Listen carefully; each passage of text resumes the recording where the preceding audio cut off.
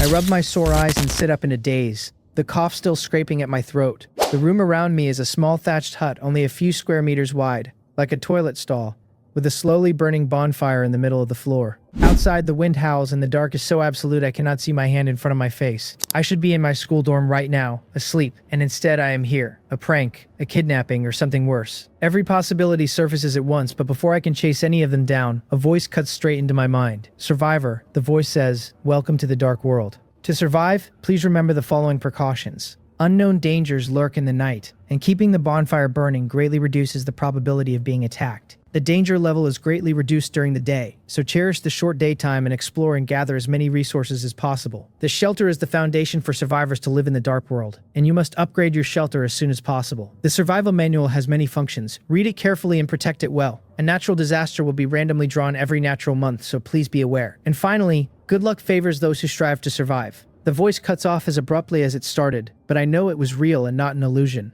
Cold wind seeps through the gaps in the hut, and I shiver, taking a deep breath of cold air, then quickly tightening my jacket and crowding closer to the bonfire to squat down and rub my hands. The warmth dispels the chill enough for my frozen thoughts to start flowing again. The indoor temperature in the middle of July is winter cold. If this were China, it would have to be the very northernmost region. To be transported here in an instant, with a voice speaking directly inside my skull, is far past anything existing technology can do. I have clearly been caught up in some mysterious event. And since I am here, I might as well make the best of it. As a contemporary college student raised on internet novels, I accept transmigration faster than most people would. I take a deep breath of the smoky air, stand up, and survey the small hut for the survival manual the voice mentioned. Only a few square meters cannot hide much, and in the corner I find a black handbook the size of a notebook along with a chipped, worn stone axe. The cover reads Survival Manual in plain printed characters, and the moment my eyes touch it, information rises directly in my mind. The Survival Manual integrates the various functions of the dark world, and if it is damaged, the shelter takes corresponding damage. So the book is essentially the core of the shelter. The voice already told me the shelter is the foundation here, and if it falls,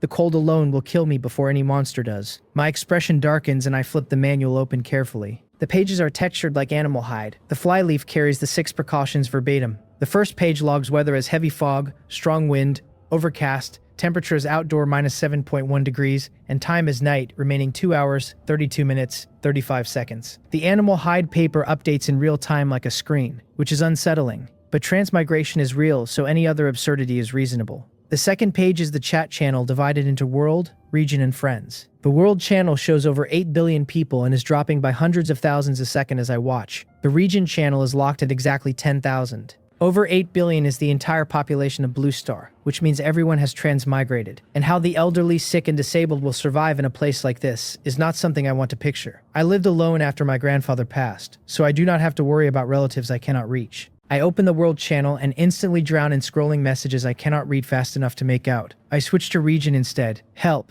I think I have been kidnapped. Can someone call the police? Buddy, I am a police officer from America and I want to call the police too. What kind of black tech is this manual that pipes thoughts into my head? Did we transmigrate or are we test subjects in a secret experiment? Have you seen the world counter 8 billion? Did everyone on Blue Star transmigrate? Dad, Mom, are you here? Stop shouting, 8 billion split into 10,000 person regions. Do you really think you would land next to someone you know? Anyone there? Since we are in the same region, we cannot be far apart. Let us move in together. Move in. With the danger out there, only a fool leaves their shelter. Can someone give me clothes? I sleep naked. I will freeze to death. Awesome. In this cold, who has spare clothes? You are on your own. Then a voice cuts in mid-sentence saying it hears wolves and asking if everyone's bonfires are still burning, that he just opened the door to look outside and the wind blew the flame out. And then he is screaming, telling something not to come closer, then nothing. Someone tries to call him back, brother. Are you okay? Do not scare people. Then the region counter clicks down from 10,000 to 9,999. The precaution about bonfires lands with a weight nobody can pretend not to feel, and the chat falls silent for more than 10 seconds before someone forces a sentence. The bonfire must not go out at night. As soon as it is light, we collect firewood first. Now everyone has a direct sense of how dangerous the dark world is. I look at my own crackling bonfire with a pounding heart, read in silence for a while longer, then flip onto the third page, the trade channel, which is empty because no one has listed anything yet. The fourth page is upgrade, showing level 1 shelter thatched hut, requiring 100 units of wood and 20 units of stone, with a note that the drafty hut is the lowest tier and that upgrading unlocks new functions. Every page after that is blank. So the manual currently has environment, chat, trade, and upgrade, and there are clearly more functions waiting to unlock. Those blank pages cannot be a diary. I close the book, flip back, and reread the 6 precautions one more time. The danger level drops in the day, and there are less than 2 hours of night left. I have to rest fast and adjust my state, because every precaution may be the line between life and death now. I sit cross-legged by the fire and force myself into half-sleep, dozing and waking, never trusting the dark enough to drop deep. With 20-some minutes left, I jolt up, slap myself, and run through the latest version of the 9th set of National Middle School students' broadcast gymnastics. My body is not particularly strong, but I know warming up before strenuous exercise prevents injury, and waking up early to do it inside the shelter wastes none of the precious daytime. By the closing jumping exercise, the cold stiffness has eased, and a steady warm current runs through me. Less than 10 minutes of night remain. I pick up the worn stone axe, weigh it, swing it lightly. The manual identifies it as a no-rank axe of ordinary quartzite, mainly for chopping firewood and trees, usable as a weapon in special circumstances. According to the handbook, item rarity runs black iron rank, bronze, silver, gold, platinum, diamond, legendary, mythical. 8 ranks total, and what I am holding does not even reach black iron. Speechless, I wonder how many swings it will take to fell a tree. Time runs out, the night closes its last second, and daylight descends. The panel updates: weather sunny, outdoor 5.5 and indoor 11.3. Daytime remaining 8 hours. The temperature jump from the freezing outdoor minus to single-digit positive is welcome, and the indoor bonfire makes the difference real. But 8 hours is not much daylight to plan resource runs, exploration, and a return trip in. Cherish the short daytime, the precaution said, and now I understand why. Across the dark world, everyone is bursting out of their shelters. 8 hours is short, and I do not know yet whether the daytime length will change later. I do not rush out. Instead, I cautiously read the chat for a few minutes to see if anyone has hit danger on the way out. Somebody bragging that he held it all night in the outhouse, and brothers, let us go. Somebody claiming he plays construction games and this is home turf. Somebody marveling at the beautiful jungle and fresh air and calling it paradise. No one reports immediate danger. I take the stone axe, push aside the curtain of the hut and step out. Dew clings to grass blades around the hut, sparkling under faint light, and insects and birds chirp softly through unfamiliar trees and shrubs. The harmonious scene only makes me grip the worn axe tighter. Whatever entity dragged everyone here from Blue Star did not do it out of kindness. Nobody abducts the entire population of a planet for a vacation. The handbook says daytime is reduced danger, not no danger. And overnight, the regional counter has fallen from 10,000 to 9,982. More than a dozen people gone in a single night.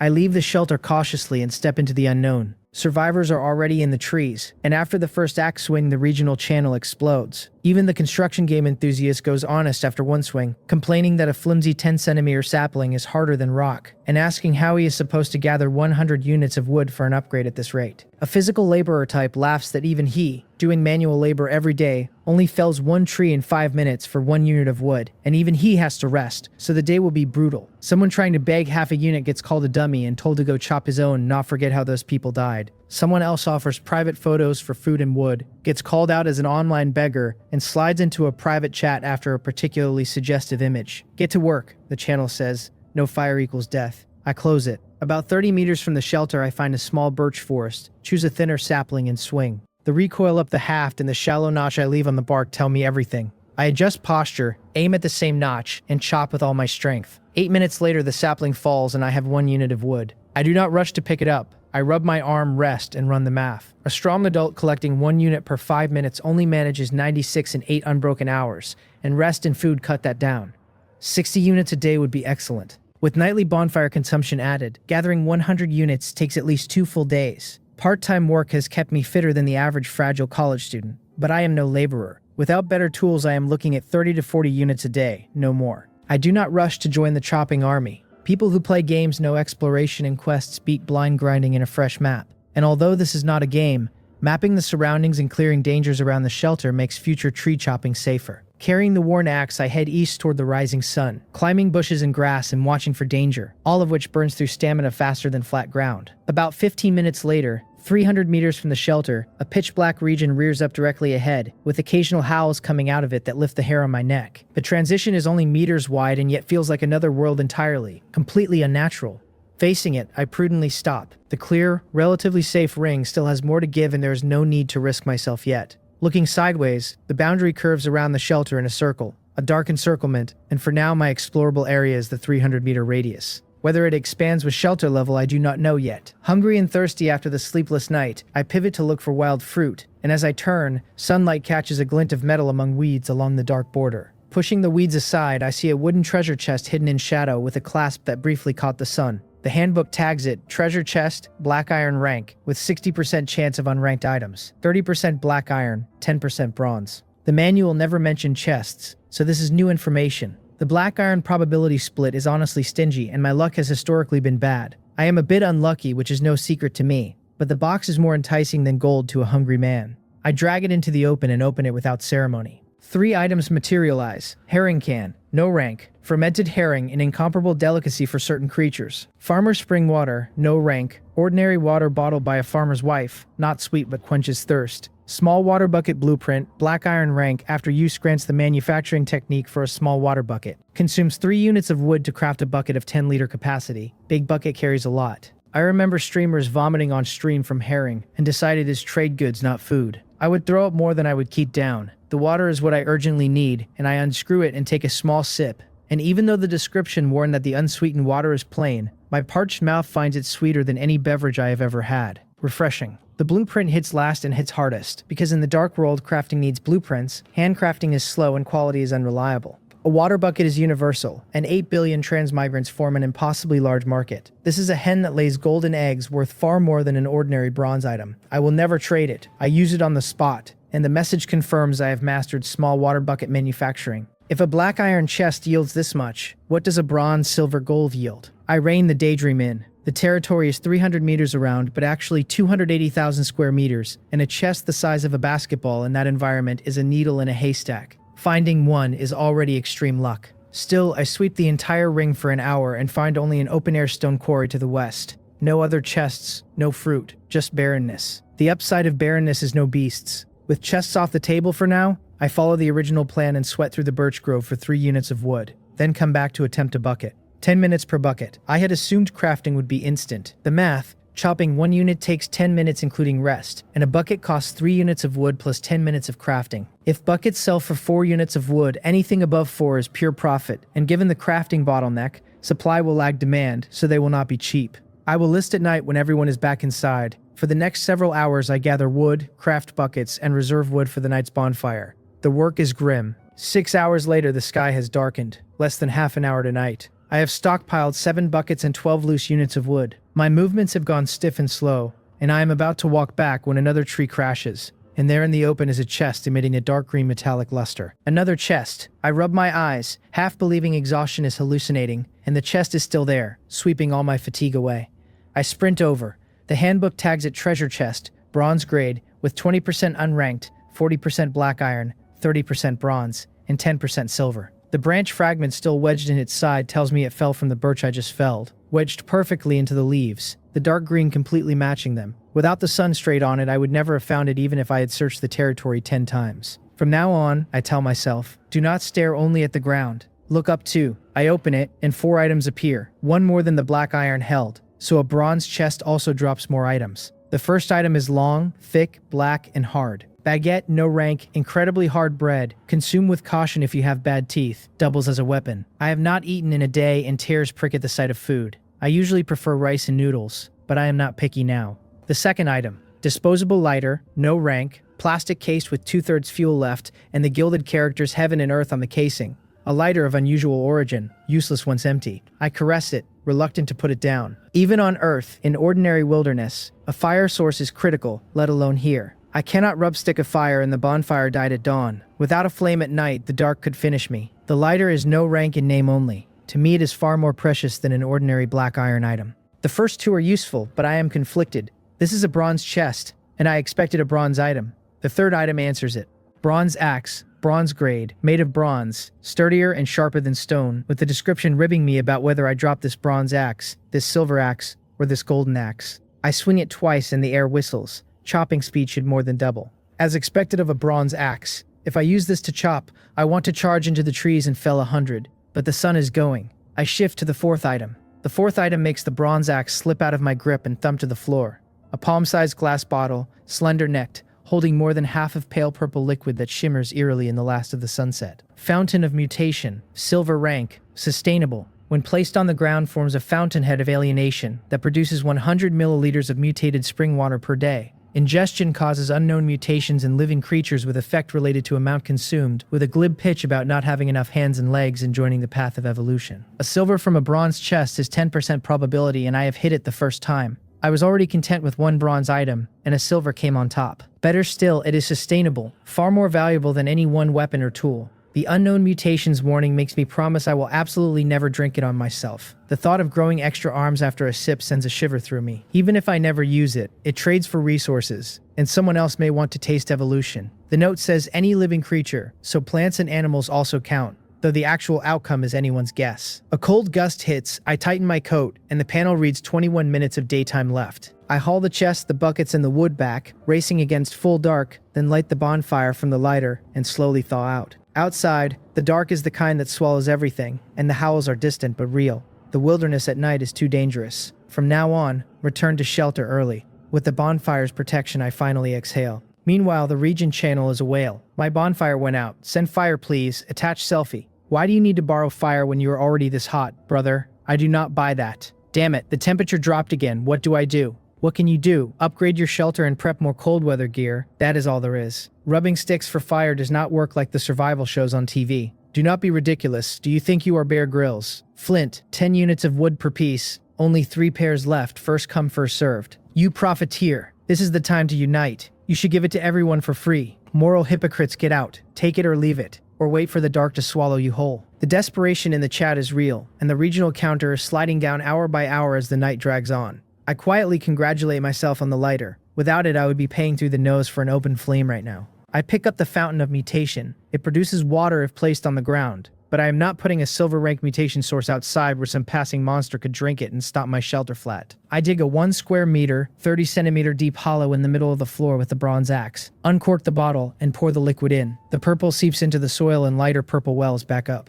The panel confirms the fountainhead is formed, and the current mutated spring water reserve is 100 milliliters. I am about to open trade to check bucket prices when the broadcast cuts in. The first day has ended. Survivor, the voice says. Have you striven for survival? To reward survivors who have worked hard, resources obtained will be converted into reward lottery wheels based on value. Each person gets 1 wheel, and the points are only used for tier calculation. Tier 1 requires more than 50 points and grants a lottery wheel, black iron rank. Tier 2 requires more than 100 and grants a bronze wheel. Tier 3 requires more than 200 and grants a silver wheel. Tier 4 requires more than 500 and grants a gold wheel. My breakdown is read out next. 33 units of basic resources at 33 points. 4 no-grade items at 40 points. 1 black iron item at 20 points. 1 bronze item at 50 points. Total 293 points. 1 lottery wheel of silver rank. A silver light flashes, and a palm-sized old silver-white compass-like item drops slowly into my hand. I feel the rough texture against my palm, and surprise gives way to joy. The manual's last note about good luck favoring strivers is not an empty promise after all, and the system has put a tangible reward into a striver's hand on day 1.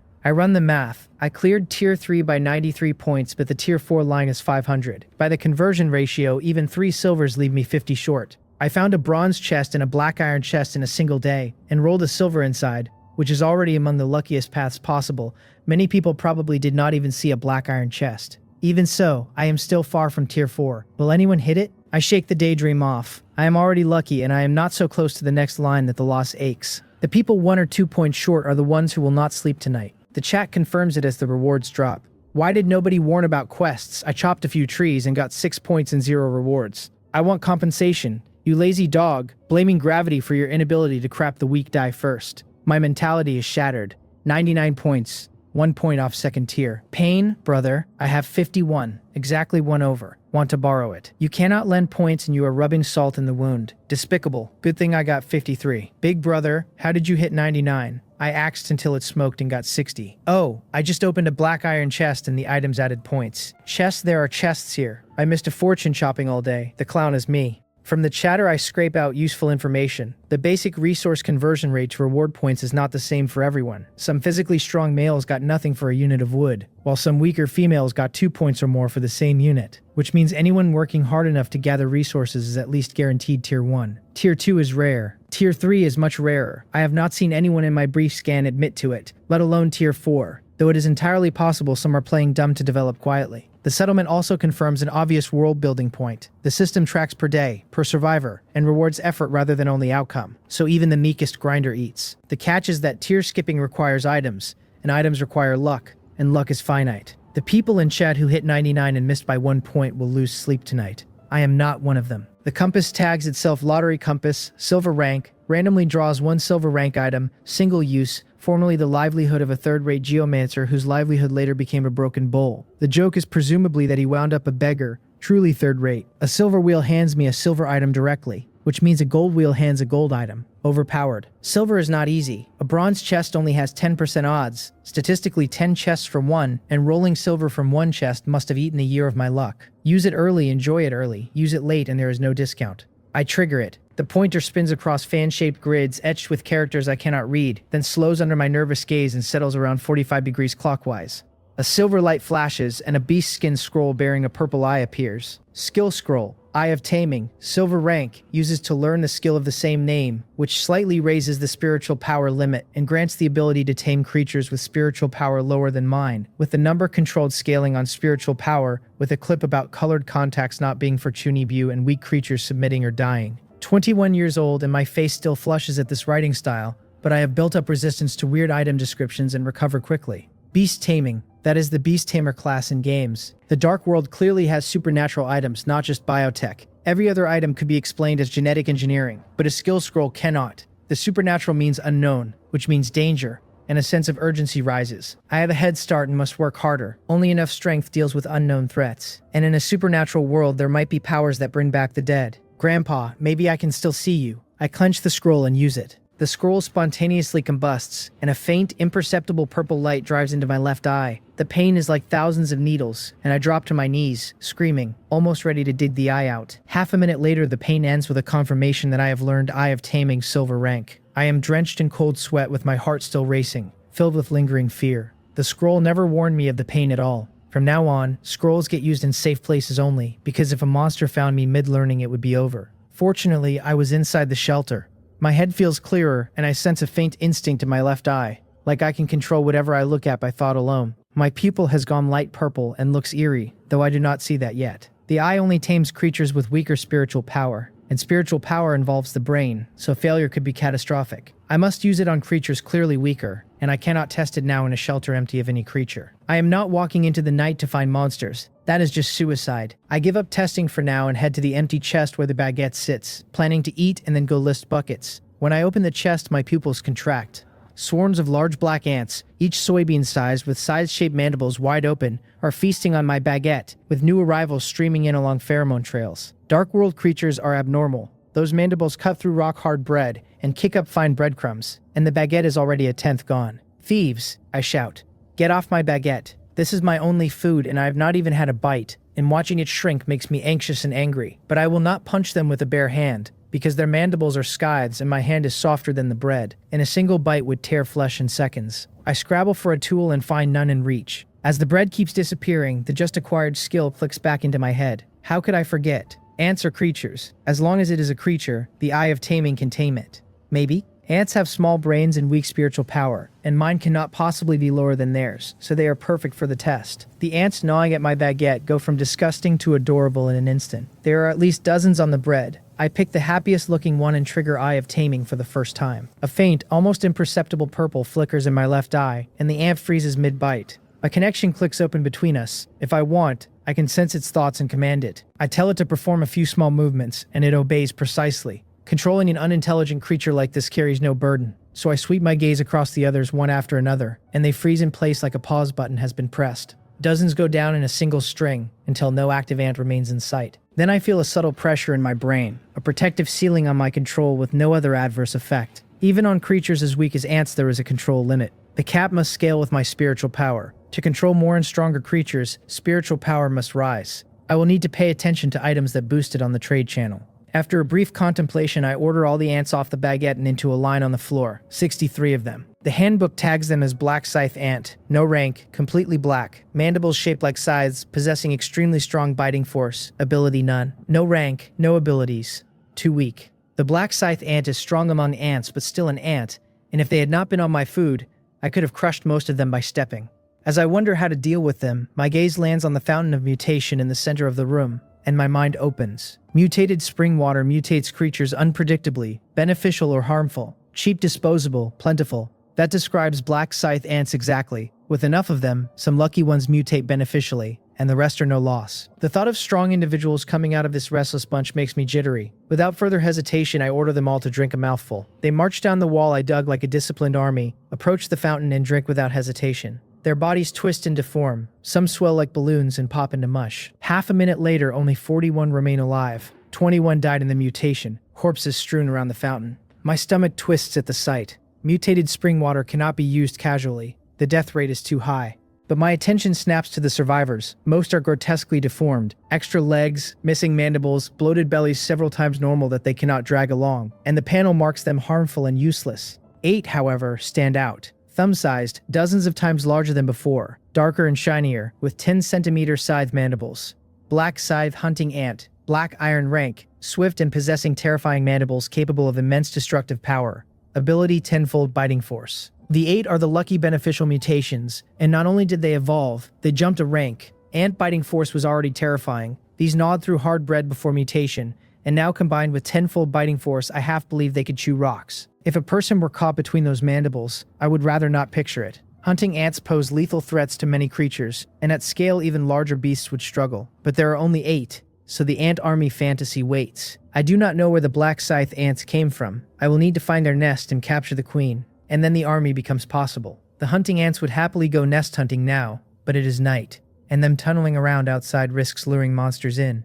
Day phase only, then. The 8 hunting ants get restless, and I follow their gaze to the corpses and the deformed kin on the floor. They want to eat them. I have been wondering how to dispose of the waste, and I let them. They swarm and devour everything, corpses and living deformed kin alike, until their bellies are round, and as they eat, the pressure in my head eases significantly. The hunting ants are no longer the same species as ordinary black scythe ants, which is why they will eat their living kin without hesitation, and from now on, any failed mutation can be clean-up fed to them. I recover a good chunk of spiritual power and nod to myself, satisfied. I wonder whether the hunting ants themselves can mutate further. If black iron is already this strong, silver would be a leap. I look at them, and the 8 tremble visibly and step back instinctively, even though they cannot resist my commands. Are you serious about taking that step back? I think wryly. The seed of curiosity is planted. I cannot stop now. Before I can press further, the broadcast cuts in. World announcement. To better assist survivors and guide them in the right direction, a temporary mission is now issued. Temporary mission, upgrade shelter. Please upgrade your shelter to level 2. Survivors who rank in the global top 10% for upgrade speed receive a resource gift package, choosing one of warmth package, food package, or tool package. Survivors who rank in the regional top 100 receive a skill selection gift package, with quality scaling on rank. Both channels go feral. People want all 3 packages and all the skill ranks at once. Holy crap, warmth, food, tool.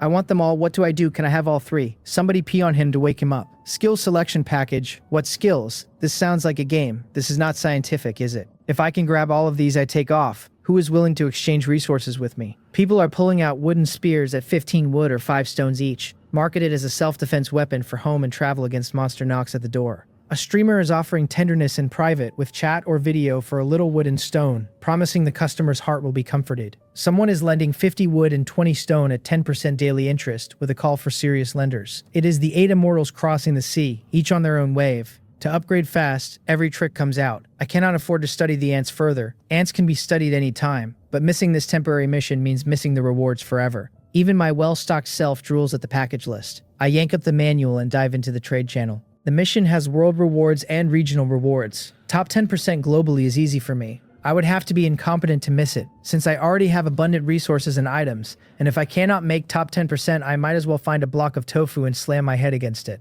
Top 100 regionally is the top 1% of 10,000. I am confident I make it, but my goal is not just to make it. The higher the regional rank, the better the skill. And I want first, or at least top 3 or top 5. I just hope no freaks live in my region. I open the trade channel and item listings scroll past, each tagged with owner, exchange terms, and a comment board. Wool sweater, no rank, owner Jang Dapio, 50 wood or 10 stone. A buyer with only 15 wood begs for a discount and gets called poor. A haggler suggests Pindu Duo at $9.99. Jang Dapio tells him to order it on the dark world and see if the courier delivers. Sharp machete, black iron rank, 60 wood plus 5 stone. The listings are varied and most are price gouged on day 1 with everyone short, with sellers fighting hagglers in the comments because the goods cost real labor. I get it, but at these prices nothing will move. The market will self-correct soon enough. The trade channel is too chaotic and gives me a headache, but a filter exists. I filter for containers and pages of them appear, sorted only by listing order, no price sort. Wooden bowl, no rank, 300 milliliters, 1 wood. Small wooden wine glass, no rank, 30 milliliters, 1 wood. Empty mineral water bottle, no rank, 500 milliliters, 2 wood. Wooden bucket, no rank, 2 liters, 5 wood or 1 stone. A container is essential because water sources mean nothing without something to carry it in. The big factor is capacity, and I look at capacity per cost. After 5 pages, almost nothing exceeds 1 liter, and even empty mineral water bottles are relatively spacious in this market. By scan, I work out that my buckets are worth around 15 wood by volume, but on day 1, nobody can afford 15. I want quick sales for upgrade points, so I listed a market-piercing 12 wood or 2 stone per bucket. Normally 1 stone mining tools are scarce, so stone goes for more, and I price the trade trap accordingly. I have 7 buckets and put them all up. I can craft more, no need to hold any back. I post on World Channel, small wooden buckets, 10 liter capacity, 12 wood listed on Trade Channel. Limited, first come first served. The reactions are immediate. A 4 liter basin for 8 wood, what a ripoff compared to this. I have 2 stone. I cannot upgrade today anyway, might as well get cheap goods. Boss Jang Hyun is generous. Do not fight me, I will take them all and resell at a profit. You beast, scalping after transmigrating brothers rush. Do not let middlemen eat the margin. I am not surprised someone calls me by name. Chat speech displays real-life avatar and name. World Channel allows 3 messages per day, so I do not waste another. Within 10 seconds, the 7 buckets are gone, and a stream of private orders comes in. Among them, someone named Cheongha asks to buy 5 buckets after the temporary mission ends. I do not know why she would want so many, but a customer is a customer. I agree. Tally. 7 buckets sold for 60 wood and 4 stone. Plus my 12 wood, I am now 28 wood and 16 stone short of the upgrade. Wood is manageable. The stone gap is the problem. Buckets are absurdly profitable. 3 wood resold for 4 times the price, but 10 minutes of crafting per unit means I cannot brute force the gap. Looking at the popularity, I want to crank out 100 more on the spot, but every second matters in a regional race, and slow crafting will not win first place. Sacrifices have to be made, so I drop that idea and start listing things to sell. Herring can. Sell. List at 10 wood. After all, it is a specialty food. Normal food is common, but Oreo-flavored herring is rare, and rich tastes are weird. Disposable lighter, keep, cannot sell. The bitten baguette, sell, listed 3 wood. I can buy a fresh one later. Bronze axe, keep. To my surprise, the herring can and the chewed baguette both sell within a minute. Even so, I am still 15 wood and 16 stone short. Sell the hunting ants? Black iron rank creatures should be worth something, but I have only 8 and there are still many open questions to study with them, so unless absolutely necessary, no. Wood I can chase, stone I cannot. Riding a bicycle to a bar, save where you can, spend where you must. I turn to the most valuable thing I own, the mutated spring water. Reserve sits at 93.8 milliliters. The small ant trial used only 6.2 milliliters because ants drink almost nothing. I cut 12 small wooden cups with grooves to hold liquid using the bronze axe. Take out 60 milliliters of spring water and divide it into 12 5-milliliter portions. I list them at 13 wood per portion, or 2 stone, and post a second World Channel ad. Silver rank items, discounted prices. Come and grab them quickly. The reactions ride between disbelief that I have a silver rank item, lament about the gap between people, and rapid buying, since spring water is niche and only specific needs match it. The trade trap pricing leans buyers towards stone. Sale successful, 2 stone. Sale successful, 2 stone.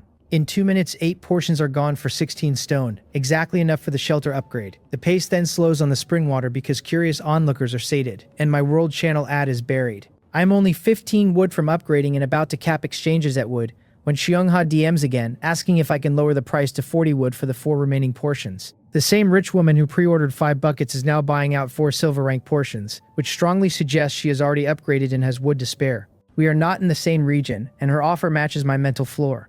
I do not haggle, I take it. Sale successful, 40 wood. The moment the trade clears, I open the manual, hit upgrade. Survivor detected meeting conditions. Consume 100 wood and 20 stone. Yes. Shelter upgrading, please wait. Shelter successfully upgraded to level 2. Wooden house. Then the broadcast fire. Top 10% globally for upgrade speed. Resource gift package. Choose between warmth, food, or tool. And the second one, sharper. Congratulations, you are the first survivor in this region to upgrade your shelter. Reward skill selection gift package. Gold rank. I do not relax until the broadcast confirms first regionally. The cheap sell losses have been earned back with interest, and gold rank for first place is unexpectedly generous.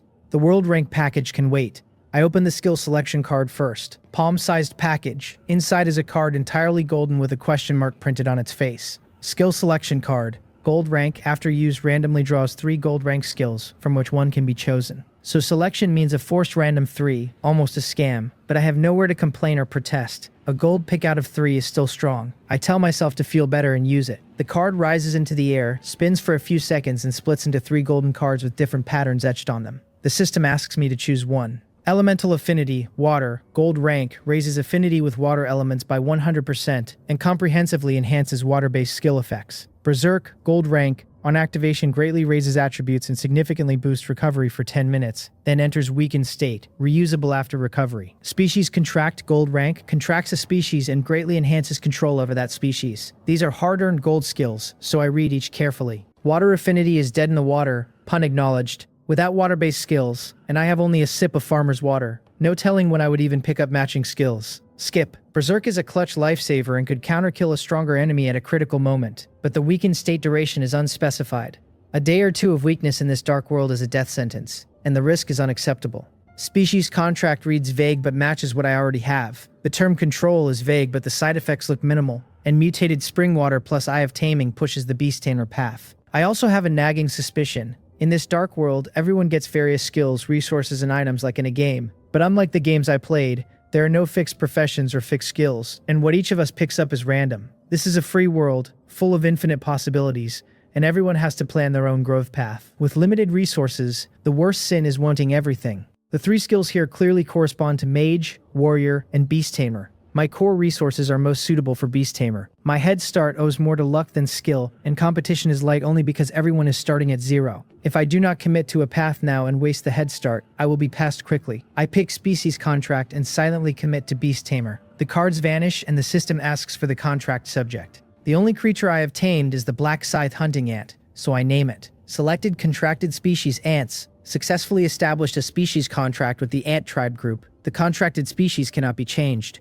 Cannot be changed. The skill description never said that. Is this a scam? My dream was to be a dragon knight. What the hell are ants? I am on the verge of tears, feeling like the sky is falling. 3 minutes later, I sigh helplessly and accept reality. I only have ants right now anyway. Ants are cheap and easy to acquire, and pair beautifully with mutated spring water. And maybe one day they mutate into giant flying fire-breathing ants. If I cannot be a dragon knight, ant knight will do. I look at the new skill, Species Contract, Ants, Gold Rank, greatly enhances control over ant tribe creatures. Vague again, a gold skill cannot be too weak, right? I look at a hunting ant to test, and the readout expands far beyond before. Black Scythe Hunting Ant, Black Iron Rank, swift action with mandibles of powerful destructive force. Potential Silver Rank, Type Combat, ability 10-fold bite force. Current mutation evolution success rate 11%. Feeding flesh-type material increases the rate. It is highly likely to evolve into a combat type, with a very small chance of mutating into other types. The skill is not raw combat power but a cultivation map. Potential, type, current rate, the resource that boosts the rate. Without it, cultivating ants would be flailing in the dark. With it, I cultivate efficiently and on purpose. Worth the slot. I open the resource gift package and consider the 3 options against current trade prices. Then choose warmth. The precautions mentioned a monthly natural disaster, and given the worsening cold, the first one is almost certainly extreme cold, and warm goods will price spike. Food and water can be bought from the trade channel. Inside is a cotton suit and a cotton quilt, far more than I expected. I put on the suit and feel my hands and feet thaw. So warm. I should sleep a little better tonight. I check the upgraded shelter. Level 2 wooden house. Upgrade requirements for level 3, 500 wood, 100 stone, plus all facilities built. Floor area is now 20 square meters, 4 times the hut, and the wooden walls feel sturdy enough not to vanish in a strong wind, greatly raising my sense of security. New buildable facilities unlocked. Storage cabinet at 30 wood, can store food and slow spoilage. Wooden bed at 50 wood, made of solid wood, improves rest efficiency. Dual-use stove at 30 stone dispels darkness from inside the shelter at night and serves as a cook fire. All 3 are essential. Food is precious here, so a cabinet that slows spoilage is huge. Last night I slept on cold hard ground and barely rested. A wooden bed will change everything. The dual-use stove dispels night darkness and lets me cook hot food in this freezing weather. Double enjoyment for body and soul. The facility costs are modest, but the next shelter upgrade is brutal and requires all facilities first. Weaker survivors without chests may not upgrade for 10 or 15 days. And even for me it is not easy. I have a craft skill to lean on though.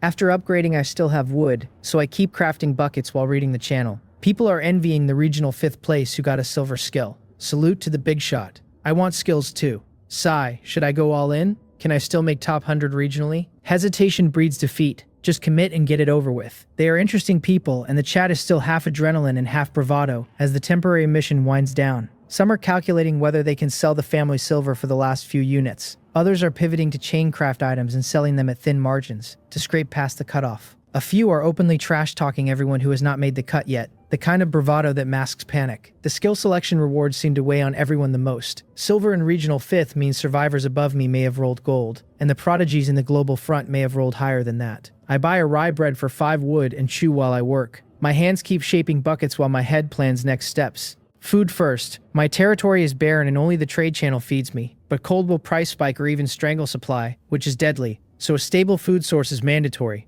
Growth path next. To scale ant control I need spiritual power items, otherwise even ants cap out. Ant variety also matters. Based on the black scythe trial, different species probably mutate down different paths. Combat for some, construction for some, transport for others, so multiple species are required. Ants near my shelter are limited, so a buy task on the trade channel is the play. Plus, watching for spiritual power skills. An hour later I have 6 more buckets beside me. The temporary mission winds down, and I scan the broader picture. Each region has 10,000 people, 8 billion total means over 800,000 regions. And the regional top 100 slots are all filled while the global top 10% still has a few open spots. Of those who have not upgraded, very few will today. Less than a tenth of the world's transmigrants made the level 2 upgrade on day 1. Lucky people are a minority, and my expression darkens. I keep crafting. The image stays with me. 8 billion souls dropped into 10,000 person cells with thatched walls and a fire. Told to survive, and on the very first night the death counter is already in the hundreds of thousands. I am sitting on 3 chests of luck nobody else opened, and I cannot afford to coast on it. Buckets, food source, spiritual power, ant variety, cold preparation, partner cultivation, every line item is real, and night is not long enough to address them all. My private message blinks. Opening it is Chungha again, asking whether I have any buckets for trade now. She buys steadily and finally pulls my attention. Her avatar is a young woman with an oval face and a gentle smile. Dark world avatars cannot be photoshopped or beautified, so the face is real, and even I, who am usually face blind, have to admit she is beautiful. I do not have impure thoughts. I head straight to her wallet and quietly decide to mark up. With that appearance and temperament, she has to be wealthy and high status and not short on money. If she could read my mind right now, she would be speechless. I confirm I have buckets and ask how many. 5, she says, and asks if I still have mutated spring water for sale. I have 33.8 milliliters left from the original allocation, and the spring eye produces another 100 milliliters daily that the ants barely touch, so yes.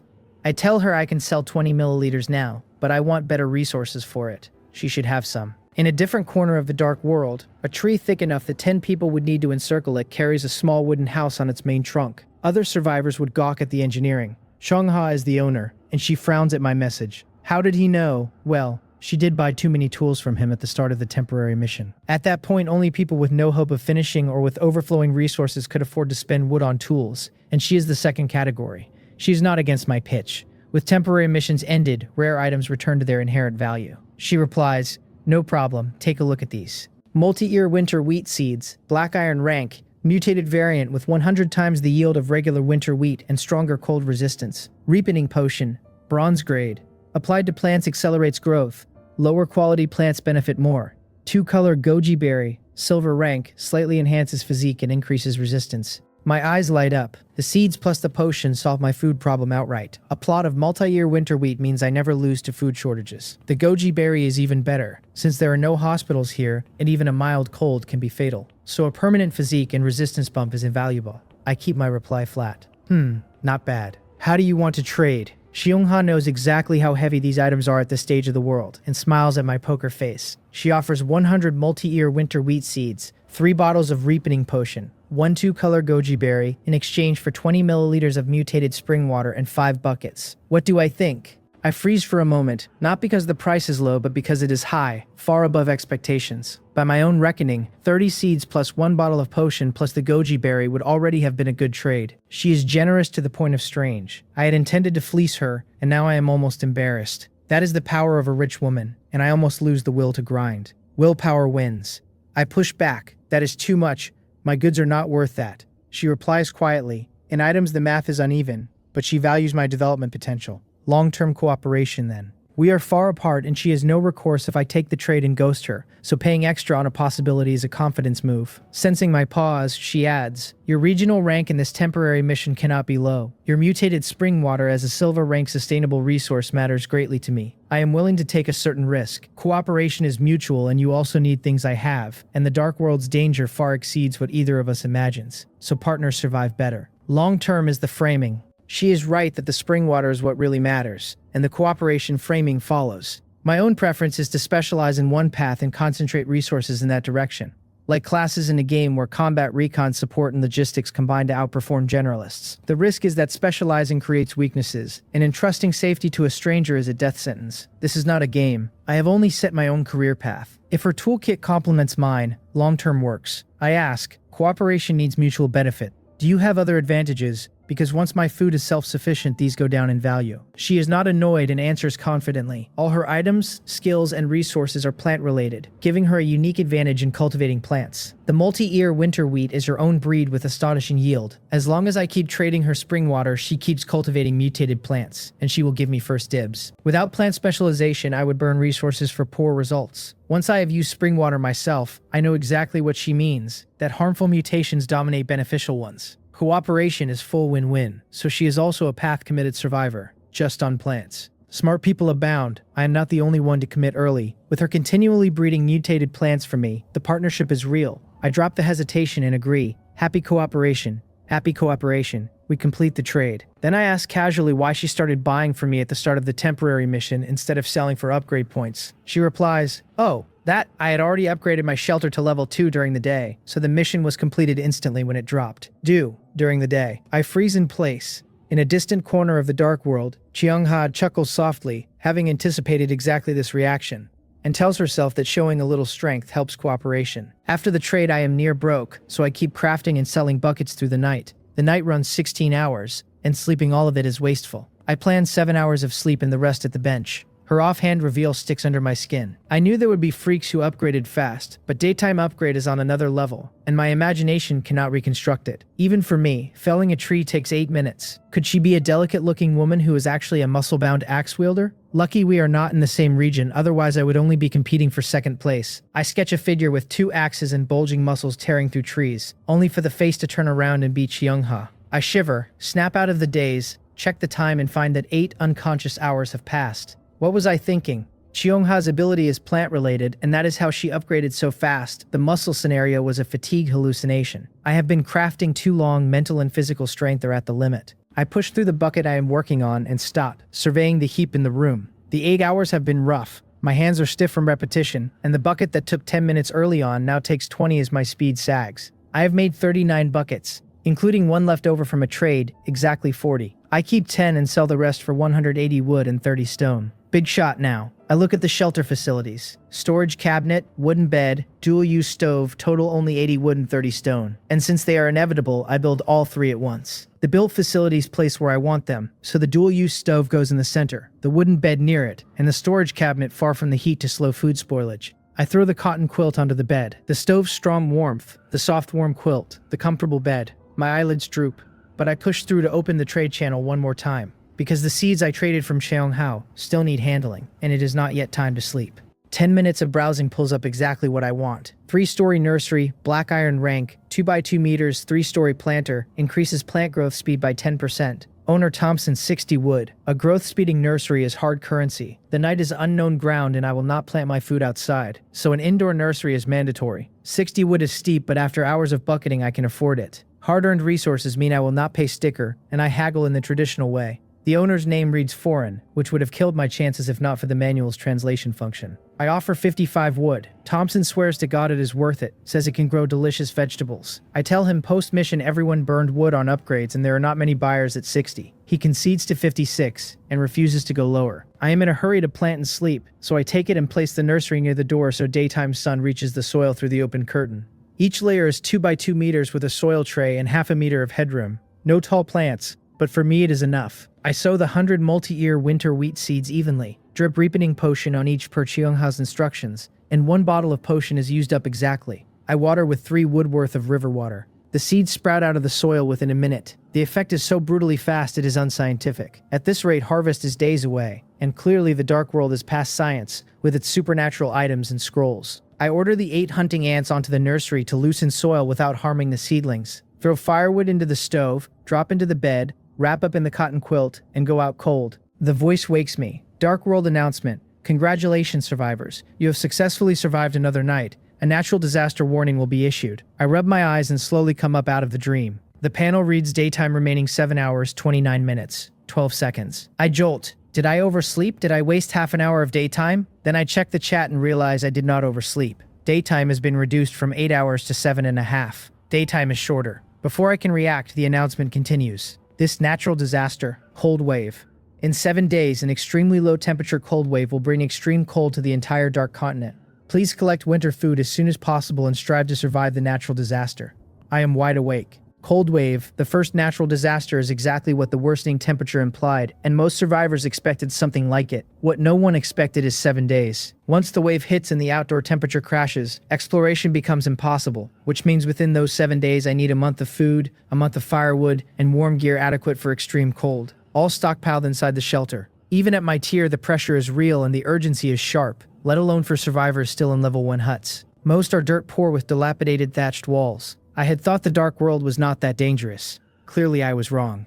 I opened the region channel. Counter reads 9,531. Day 2, the wave has not even started, and that many are already gone. Every digit is a life. The chat is wails. Cold wave in 7 days for a whole month, just kill me now. Hungry already, I have not figured out today's food, let alone a month's stockpile. Maybe the wave has stages and we can still go out early on. Do not be too nervous, everyone. The cold wave should taper instead of crashing in at full force on day 1. Within these 7 days, we have to upgrade to level 2 or even level 3, or food alone will not save us. Yes, no time to argue. I am chopping. I just got a bronze axe yesterday and the sapling pile is finally moving. Selling river water in bulk, 3 wood per liter, deliver via trade channel. Selling raw flint, 10 wood apiece. Last batch before prices spike. Selling cotton scraps for makeshift insulation, 2 wood per bundle, only 10 bundles total. I close the channel before the noise can drag me into other people's panic. I open the trade channel and list 1 milliliter of mutated spring water at 10,000 wood. Not to sell it, just to stick a billboard on top of a high traffic listing. With a note attached, buying large quantities of various ant species, must include a queen ant, can trade in resources or items. Without a queen, the ant project cannot scale. I DM Chuong asking her to help look for ants nearby. As a plant specialist, she works the soil constantly and might bump into a colony. Then I prepare to head out. Past the nursery, I check the wheat, already heading. A few more hours and it is ripe. My thinking was too narrow. In the dark world, anything is possible. After warm-up, I take a few hunting ants and step outside.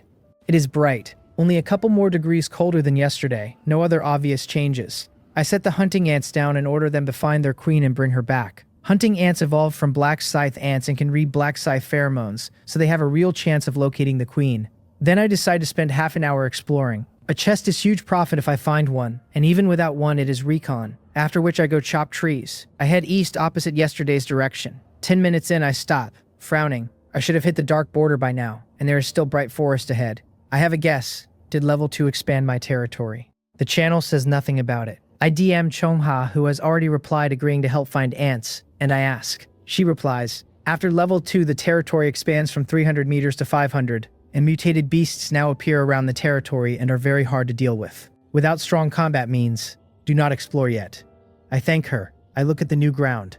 Chests are likely inside it, but mutated beasts are also very real, and even ordinary beasts would beat me right now. A moment of patience opens a wider path. I will collect resources today, evolve a few hunting ants to silver, then come back. I retreat to the birch grove. After yesterday's work, most of the small saplings are gone, leaving thicker trees that take more effort but yield more wood. With the bronze axe that is manageable, I swing. 2 hours later, a wood pile sits beside me. As I plan to stop and start crafting buckets, a signal pings through the contract and I turn. The lead hunting ant is carrying a fat-abdomined ant, and the other 7 herd over 100 black scythe ants like officers escorting prisoners, all marching toward me. I beam with joy. The hunting ants have wiped out the nest. They brought the queen.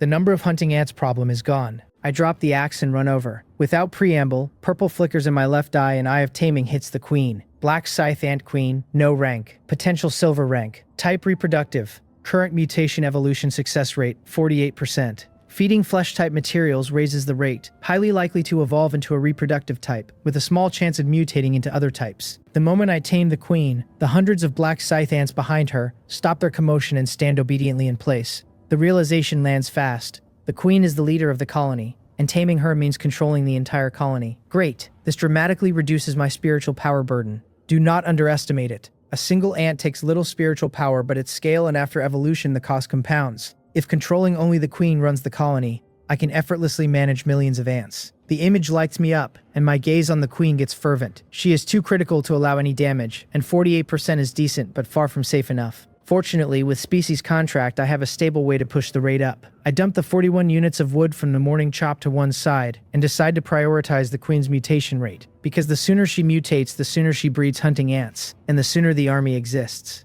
I open the trade channel and filter for flesh. Daytime exploration. Few hunters yet. There are only a dozen pages. I skip unranked flesh entirely and focus on black iron and above. Excluding price gougers, a few candidates remain, and one comes out on top. Mutated rabbit meat, black iron rank, owner Will Porter, 20 wood per gin, half a kilo. Mutated wild boar meat, bronze grade, same owner, 40 wood per gin. Same person selling both at scale, which means combat power and intel I want, plus a price negotiable bulk volume. Counting the freshly chopped 41, I have 98 wood total. Enough. I DM Will.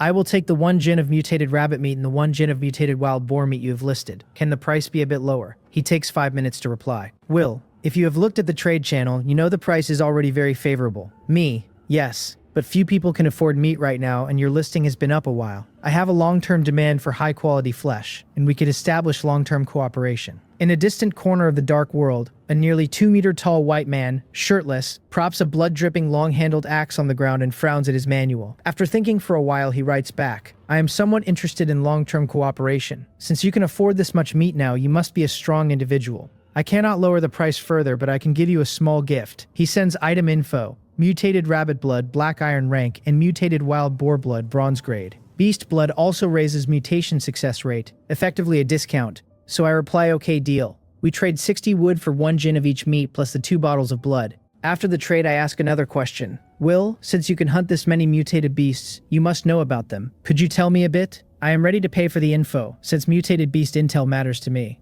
Will is generous and replies almost instantly. Of course, no problem. I had hunted plenty of beasts even before coming to the Dark Continent. Mutated beasts here, compared to Blue Star beasts, have not only grown significantly larger, but also become more violent and savage in nature, and their appearance has changed too. The mutated rabbit is 80 centimeters long and has grown a pair of sharp fangs. The moment it saw me, instead of running, it charged at me with bloodshot eyes. Zhang Hyun, if you are not good at fighting, do not provoke them. They have already surpassed the scope of ordinary beasts. With Cheng Ha's earlier warning still ringing, my caution doubles. I thank Will. Mutated beasts have territory and generally do not wander, so as long as I do not approach the new ground, there should be no danger for now. I put down the manual and take out the mutated rabbit meat and mutated wild boar meat. Both are bright red, marbled, fresh, with rich blood smell. 2 days in this world feel like a month without meat, and my mouth waters at the thought of roasting them on the stove. I push the craving down and order the queen to eat the rabbit meat first. She crawls over, opens her scythe-like mandibles, and devours it ravenously. Her rate ticks from 48 to 49 and keeps climbing. Black iron flesh on a no-rank queen is a serious tonic. If black iron pushes this fast, what about bronze? Will bronze meat instantly hit 100%? I switch her to the mutated wild boar meat without hesitation, and the rate climbs faster, hitting 65% in minutes, and stalls. For an ordinary ant, 65 would be fantastic, but for a queen with no second chance, only 100 is truly safe. Then I look at her. Her bulging abdomen is now several times bigger, and she is lying beside the boar meat too full to move. She just ate too much. Scared me for a moment. I laugh self-deprecatingly and order her to digest, then keep eating, then go back to chopping nearby. Half an hour later, I check on her again. Her rate is at 100%. That was fast. I bring her to the mutated spring water and let her drink. Her body is several times bigger than a regular black scythe ant, and 1 gulp takes a full milliliter before she stops. Under my nervous gaze, her body expands rapidly and the mutation finishes. Black scythe hunter ant queen, black iron rank. Potential silver rank. Type reproductive. Ability rapid reproduction. Current mutation evolution success rate 11%, with the same flesh-feeding scaling and likely outcomes as before. Quality jumps from no rank to black iron and she gains rapid reproduction. More importantly, she now breeds black iron black scythe hunting ants directly, which means I never need to spend more spring water on individual hunter cultivation as long as I keep her fed. The hunting ants already have combat power. Numbers were the bottleneck, and that is solved. Once their numbers grow, hunting mutated beasts goes on the table. The ant army I have been imagining starts to look real, but the queen cannot do it alone. I gather the 8 existing hunting ants, drop 2 pieces of mutated beast nearby, let them eat alongside the queen to raise their own mutation rate, and pair them with her for breeding. Watching her bulging belly, I laugh. You, with food, drink, and a harem, you live more comfortably than I do. You must cultivate me a good army. I leave them to it, take the bronze axe, and head out again. As soon as I reach the birch grove, a private message comes in. I open it. It is Chongha again. Jang Hyun, I found a type of ant. See if it is useful to you. Without waiting for my reply, Chongha sends over the ant's information. Sentry ant queen, no grade, an ant with 3 pairs of compound eyes, swift in movement, and skilled in reconnaissance. The queen of a recon-type colony is exactly the missing link my plan needed. Meat-eaters under the black scythe hunter ant queen for combat, plant-eaters under a sentry ant queen for scouting, and one shared ant nest for them to live together with the nucleus once I find one. I beam. I just got a black scythe ant queen, and now this. Double happiness. I tell her it is incredibly useful and ask what resources I can exchange. She replies that she found the queen while loosening soil for her plants, and it took no effort. Free for me, we are allies. I push back. I cannot accept that, even if it is small to her, it is huge to me. Xiongla then asks if I would keep an eye out for plant seeds, and says she has to get back to work and will chat tonight. She trades me a wooden bottle. Inside is the sentry ant queen plus more than 20 sentry ants. 3 pairs of compound eyes each, long antennae and dark green helmet-shaped heads, all peeking around like tiny sentries on watch. This ally is too reliable. I owe her a real favor now. Seeds. I will look. Purple flickers in my left eye and the queen falls under my control without resistance. Sentry ant queen. No grade. Potential bronze grade. Type reproductive. Current mutation evolution success rate 67%. Feeding plant-based materials raises the rate. Highly likely to evolve reproductive type with a small chance otherwise. Species contract gives me readings Chungha cannot see. Bronze potential is a lower ceiling than the black scythe hunter ant queen silver, which is mildly disappointing. Different species, different growth potentials. But the sentry ant feeds on plants, and the rate is already at 67, so the food path is far cheaper. Compared to the black scythe hunting ant, which eats meat, this is brutally cost-effective. And these are scouts, which for me may be more useful than combat ants. The sentry ant queen with her 4 eyes, antennae, and round belly looks at me, and I nod, satisfied. Plant matter from any old grass works, but growth rate caps if the plants are ordinary. For that I need the plant expert. I shamelessly DM Chongha again, asking if she has high-quality plant materials that are plentiful and filling. She is busy and replies in 3 minutes asking what kind, food or otherwise. Any plant, I tell her, wood or leaves, does not have to be food. She says. How about this? Sandalwood wutong wood, bronze grade. I knew I asked the right person. I tell her this is great, and ask how she wants to trade. And please do not give it for free again. Otherwise next time I will be too embarrassed to ask. She smiles to herself. Small things reveal character. And although I have what she needs, if I were too greedy she would only do limited cooperation. Only with acceptable character does she treat me as a long-term ally. She replies fairly. Although bronze grade, it is still wood with limited uses. So 1 unit of sandalwood wutong for 5 units of regular wood. I take it without haggling. I place the wood beside the new sentry ant queen and 10 of her sentry ants, and they start gnawing. The rate climbs fast. 5 minutes later, all 11 hit 100%, and I bring them to the spring water. The sentry ant queen mutates faster than the black scythe ant queen. 1 minute and she is done. The 10 ordinary sentry ants finish even quicker. Sentry ant queen, black iron rank, potential bronze grade, type reproductive, ability rapid reproduction, current mutation evolution success rate 10%, plant materials raise the rate, likely reproductive evolution, sentry ant, black iron rank, potential bronze grade, type reconnaissance, ability basic agility, current mutation evolution, success rate 10%, plant materials raise the rate, likely reconnaissance evolution. Unlike the black scythe ants, who jumped dozens of times in size, the sentry ant queen only got a few sizes bigger, and the workers are unchanged. The queen has rapid reproduction like the other queen, and the workers picked up basic agility. Compared to tenfold bite force, basic agility sounds boring, until I let one move. It crosses the shelter in seconds faster than I can walk. For that body size, the speed is incredible. If basic is this fast, what about intermediate or advanced? With this speed plus reconnaissance, my recon efficiency multiplies several times once numbers grow, and I can stay home while ants scout the perimeter. I treat the sentry ant queen and her harem the way I did the hunting ants, drop the sandalwood beside them, and let them feed and breed simultaneously. After the sentry ants are settled, I decide to take another stroll for chests within 300 meters. The 300 to 500 ring stays off limits per Will's and Shonga's warnings. Half an hour later I have nothing. Either I picked the area clean already, or luck is dry today. As I reach the easternmost 300 mark and prepare to turn back, I freeze. A small tree under 2 meters tall stands ahead, hung with a dozen fist-sized red fruits, lush and tempting. Beneath it sits a wooden treasure chest. The catch, it is roughly 360 meters from the shelter in the mutated beast band. Charge or cower. My mind locks into the kind of standoff between heaven and man. A cold gust slices my cheeks. So cold.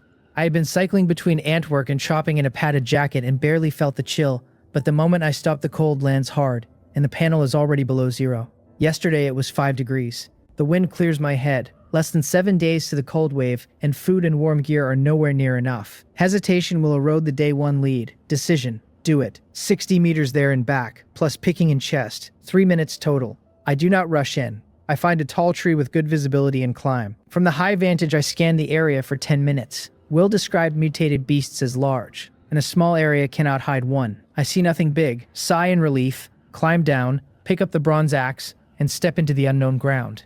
Per the consensus on the channel, within 300 meters resources are basic, wood and stone, water if lucky, and beyond it resources are richer with naturally growing black iron and bronze items. But the danger climbed sharply. First time inside, a lie to say I am not nervous. The 60 meters takes nearly 2 minutes, no incident. I reach the small tree and start picking, stuffing 6 red fruits into my unbuttoned collar before my clothes bulge to capacity. I do not push. The tree is not running away. Right hand still gripping the axe, I scoop the wooden chest with my left arm and turn to run. The closer I get to the 300 line, the more I relax, already daydreaming about what is in the chest. Then a sound like wind through grass. Behind me, wind, on a still evening that has no breeze. And yet I do not feel any wind hitting my body. The dissonance lands a beat after my ears do, and reflexes catch up. I drop the chest, swing the axe up to block and pivot. A dark shape leaps at me. I block on reflex with both hands. A bang. Force surges up the haft and I retreat 5 steps before steadying. The attacker bounces back too. Squirrel, but standing 50 centimeters tall on its hind legs, bearing sharp fangs,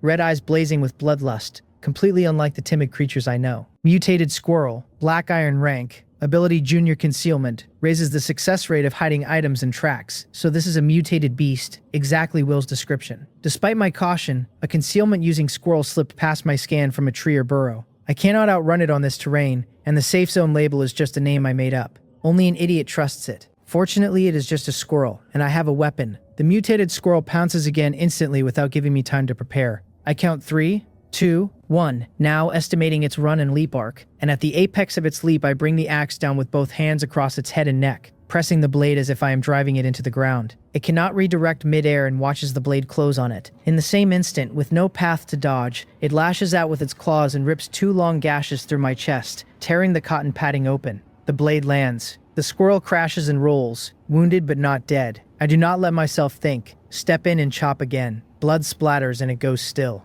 I gasp, breathing hard, heart pounding. Adrenaline masked it, but as soon as the fight ends, a wave of fatigue hits my whole body sore as if beaten. First life or death fight, intense physical reaction makes sense, but I cannot stay. The blood smell may pull more dangerous creatures. I lift the squirrel onto the chest, tuck both under my arm, and stumble back toward the shelter. Only when I see the walls do I exhale, and the harvest in my collar finally puts a smile on my face. I close the door, sit on the floor, and sort. Mutated squirrel, ordinary squirrels weigh under a pound. This one is at least 6 pounds. After basic processing, internal organs and bones removed, I get 3 gene of meat, 1 squirrel hide, and 200 milliliters of blood. At market rate 80 units of wood in a few minutes of fighting. Hunting mutated beasts pays far better than chopping. But I push the get-rich daydream off. The danger is on another level, and a clean fight today does not generalize. Mutated creatures may carry pathogens. Even a small wound at a vulnerable spot like the neck could kill. The squirrel meat goes on the menu tonight, the blood goes to the hunting ants as a bonus, and the hide gets repurposed as a scarf or gloves. Then I open the chest. Rye bread, buckwheat pillow, and a third item, another manufacturing blueprint. I never expected a black iron chest to drop a blueprint, and rye bread plus a buckwheat pillow already had me content. The third item is a familiar cowhide scroll, and I recognize it instantly. Wooden fence, black iron rank, pointed top wooden fence, may catch the careless climber by the crotch, encloses a shelter to reduce the probability of dark world creatures visiting. Manufacturing cost, 1 unit of wood per piece, 3 minutes per piece. Excellent. Shelter safety is hard currency, and the raw material is the most plentiful one. Buckets are good now, but everyone will have buckets soon, and within a day or two, the price performance crashes. Rare resources I cannot spare for trade. I was wondering how to keep earning, and the assistant answered. I use the blueprint on the spot. I do not start crafting fences yet. I lay out the 6 red fruits on the floor. Red heart fruit, bronze grade, can be used to increase physique and quickly recover from muscle damage. Bronze grade with permanent physique buff and muscle repair. The fruits are heart-shaped, hence the name. Right after a day of chopping in a life or death fight, my muscles are aching everywhere, and the timing could not be better. I wipe one on my sleeve and bite. The juice is sweet and rich, and the body finishes the fruit before the mind can savor it. Only 3 melon seed-sized seeds remain. As expected of bronze grade, Taste alone is past every fruit I have ever eaten. Then a warm current spreads through my body and the soreness fades. Within 10 minutes, I feel fully recovered, muscle fibers thicker than before. I want a second fruit immediately and force myself to stop. The fruit's ideal usage is post-strenuous exertion when fibers are torn. With only 6 on hand, casual eating is wasteful. I wonder if Cheongha can cultivate them in bulk. If so, red heart fruit freedom may be on the table. After that fruit, I almost feel anticipation about this dark world. Dangerous, yes, but full of possibilities.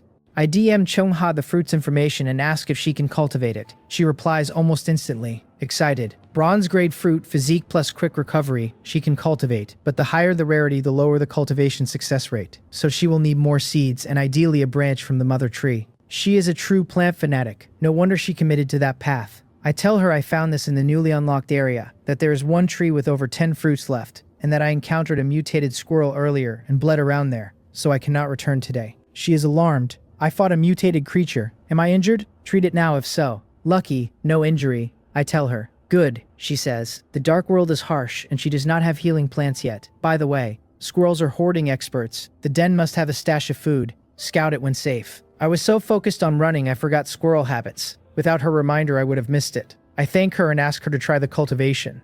I trade 3 red heart fruit seeds and 1 fruit to her, refusing the resources she offers in return. She gave me sentry ants for free, and this evens it out. On her side, Cheongha looks at the heart-shaped fruit and shakes her head with a wry smile, deciding she should pay attention to ant-related items now, or she will keep owing favors, and noting she should ask Baekhyun, who likely has relevant intel. After the conversation, 3.5 hours of daytime remain. The new ground is tempting, but the mutated squirrel was an early warning. Meeting a carnivorous mutated beast at my current strength means dinner for it. I switch to fences. I make one and use its size to estimate. Enclosing a decent area takes at least 100 fences, plus 5 hours of crafting time, which is too steep. I scale to 30 or 40 fences for a smaller perimeter, finishable before dark. I have 38 wood on hand. Enough. I head to the woodpile by the birch grove and start crafting in place. 2 hours later, after the red heart fruit's repair work, I am full of energy and craft non-stop. A pile of fences accumulates. I stand back satisfied, then carry several to the shelter and use the bronze axe as both shovel and hammer to drive them into the frozen ground. The ground is rock hard from the cold, and installation eats real effort. By the time the fences are all in, the sky has gone fully dark. 31 minutes of daytime left. Outdoor temperature is -10, and standing still after sweat builds is painfully cold. I duck inside. The night is bearing down, and I have used up my energy. The stove kindling has burned out, and as I reach for fresh wood I realize I used every unit on the fences. Rather than panicking out into the cold, I decompose the black iron chest from earlier and get 5 units of wood. The storage box is fine. Anything more would crowd. I throw one in the stove, light it, and start crafting more fences. I tentatively list a single fence on the trade channel at 5 units of wood per piece. Net 4 wood in 3 minutes is far better than buckets, which are now 10 wood per piece for 10 minutes of work. I make 2 more fences, but the listing is not sold. Too high, or fewer eyes on the channel right now. I drop to 4 wood per piece and the fence sells fast, with messages flooding asking if I have more. I tell everyone to wait and continue crafting. 4 wood per fence net of 1 wood cost equals 1 wood per minute. Much better than chopping directly. Night closes. Weather strong winds, cloudy. Outdoor -14.1 degrees, indoor 8.1 degrees, night remaining 16 hours. 30 minutes, outdoor temperature has dropped several more degrees and the indoor temperature, even with the upgrade in the stove, has not crossed 10 degrees. A few more days and indoors may slip below 0. Cold wave has not even started and the slope is this steep. I have to push level 3 urgently or the cold wave will end me. I had planned to spend resources on combat first, but priorities flip. As I reach to keep crafting, I notice no world announcement today. The voice has been the rhythm marker of every day since I arrived, and the silence on day 2 is unsettling in its own right. Without settlement and without temporary missions, the system has shifted from carrot-driven to pure survival pressure. Sure enough, the chat is already buzzing about it. What's going on? Where is settlement? I worked all day. Why no rewards? Maybe settlement and temporary missions only happened on day 1. Holy crap. Without those, on chopping and digging alone, we are doomed during the cold wave. Not entirely. You can find chests. A few a day means a comfortable cold wave. If chests were that easy, nobody would chop trees. If chests are hard, hunt mutated beasts, meat is high-cost performance. I do not believe you, you old geezer. You are too cunning. If I had not seen a mutated goat snap a tree, I would have believed it. So no settlement today. Even without it, the day 1 rewards motivated everyone hard, and most people probably hit level 2 today. I close the channel. I check on the queens. The black scythe hunter ant queen is at 51%, and the sentry ant queen has rocketed to 76%. Both were on bronze grade food, so why the gap? Growth speed likely correlates inversely with potential ceiling. The sentry ant has only bronze potential, a lower ceiling so it climbs faster. The black scythe hunter ant queen has silver potential, a higher ceiling and climbs slower. 16.5 hours of night ahead means both can finish tonight at this rate, given enough food. I have plenty of bronze boar meat and sandalwood wood, so I let them eat and tell them to hurry. They eat faster. Then the nursery. The multi-ear winter wheat is so dense the ears press against each other. What I planted with a wide gap has filled the trays. 10 kilograms looks plausible from 100 seeds, and harvest is hours away. The ripening agent is unreasonably potent. Cheong's plant work is something else. Food worry is dimming a little. As I plan to ask her for more seeds, she pings first. Jang-hyun, your ability is ant-related, right? Look at this. Item info attached. I scan and my pupils dilate. Ant nest nucleus. Ant nest nucleus. Bronze grade. Placed in the ant nest. Raises the queen's breeding speed by 20% and increases food consumption by 30%. Ants in the nest gradually gain various attribute increases. Bronze in name, divine artifact in effect. The description hides the upside. This is exactly the kind of niche item that becomes overpowered in the right hands and worthless in the wrong ones, which is why it ended up at the bottom of someone's chest in the first place. 20% breeding speed alone is impressive enough. Extra ants per night with no extra resource per ant, but stacked with rapid reproduction and production expansion when the queens hit bronze. The math compounds. The 30% food consumption looked at first glance like a tax, but mutation success rate is fed by food consumption, so a 30% food increase becomes a 30% mutation acceleration. Even the slow attribute buff is the kind of thing that quietly raises a colony over days. Half the items I rejected in the trade channel had narrower descriptions than this and 10 times the asking price. 20% breeding speed compounds horribly in my favor, since ants win on numbers. The 30% food consumption looks like a downside, but for me, it is upside. Eating drives mutation rate. More food means faster mutation.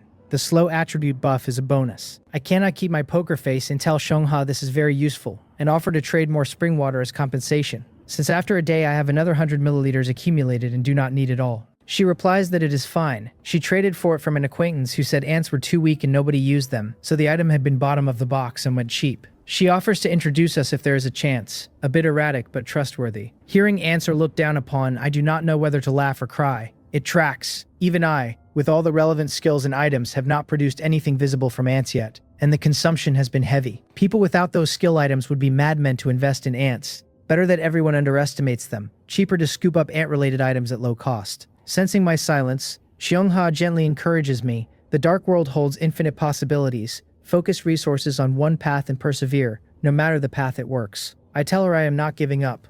I have a premonition that an explosion of strength is near. I thank her and start the trade. I put up 50 milliliters of mutated spring water and receive the ant nest nucleus, 100 multi-year winter wheat seeds, and 3 bottles of ripening agent. She protests I am giving too much, but I insist. Tomorrow during the day I will try the squirrel den and the red heart fruit tree. I will contact her after I have plant seeds. Done, she says, and she will keep an eye out for ant items. The trade leaves both of us better off. She gets a reliable spring water pipeline for her plant work. I get a reliable food and seed pipeline plus a niche item scout, and the favors balance over time. Cooperation in this dark world is hard to start because no party has reached to enforce a deal, so each transaction also doubles as a character probe.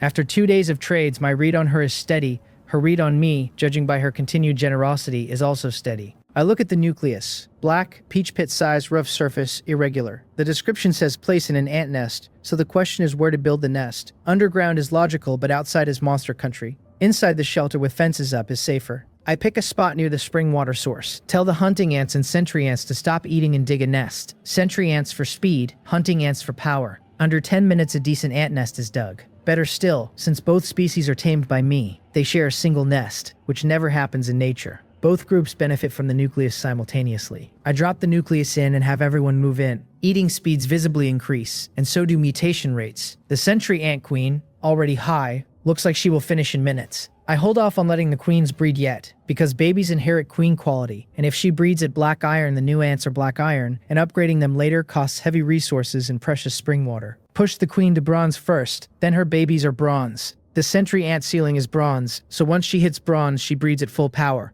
The black scythe hunter ant queen needs more thought. If her rate climb stalls badly after bronze, an early breeding wave might be necessary, since the sentry ants are scouts not soldiers, and after the mutated squirrel, I want some bodyguards. A signal pings through the species contract. The sentry ant queen and her 10 harem ants all hit 100% simultaneously. I send them to drink spring water. Bronze evolution looks harder than black iron.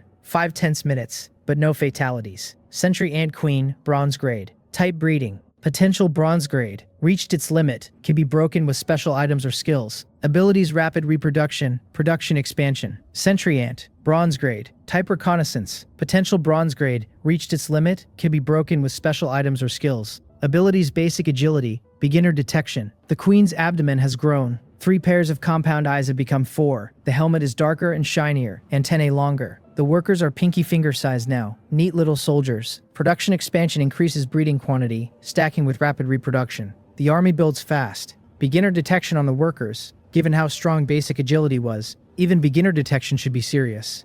1 sentry ants increase. Every chest in my territory gets swept clean. I order the queen and her harem into the nest to breed. Right as I settle them, the black scythe hunting ant signal pings. The hunter ant queen is also at 100%. Let us go. The black scythe hunter ant queen and her 8 hunting ants drink spring water and replicate the sentry ant's route, but their evolution takes a full 10 minutes for the larger bodies. When they emerge into bronze grade, I am stunned. The thumb-sized hunting ants have grown more than 10 times, fist-sized, jet-black carapace looking ridiculously sturdy, mandibles longer than their bodies, like 2 massive scythes. 1 bite would unsettle a leg, and I am glad they are mine. The queen's body and abdomen grew several sizes and her mandibles are smaller than the workers. The hunter ant queen also picked up production expansion. The workers picked up junior fortification. I tap a hunting ant's shell, like metal. I step on it lightly, no reaction. Defensive output combined with the scythe attacks. At scale, mutated beasts will not survive. Excited, I have the queen finish the rest of the boar meat to push towards silver. She inhales it, 3 tails gone in a few bites. Then I check the rate, plus 1%. 3 tails of bronze meat is worth roughly 12 units of wood, which means raising her 100% on bronze meat alone would cost 1,200 units of wood. The bronze to silver gap is brutal. Bitter smile, fine, take it slow. Bronze hunting ants are already enough. Build a bronze hunting ant army first. Push queen to silver later. I send her into the nest to breed too. They expand it before starting because the original is too small. Now logistics. Sentry ants eat plants, even wood, so the supply line is essentially the same as my fuel pile. Hunting ants eat meat, and I do not have much. Meat is also expensive on the channel and unreliable in supply, since most survivors do not have the strength to hunt mutated beasts and the few who do, like Will, lists small portions. I throw the mutated squirrel meat I had set aside for myself into the ant nest for the hunter queen, and dinner becomes the rye bread from the chest, choked down with water.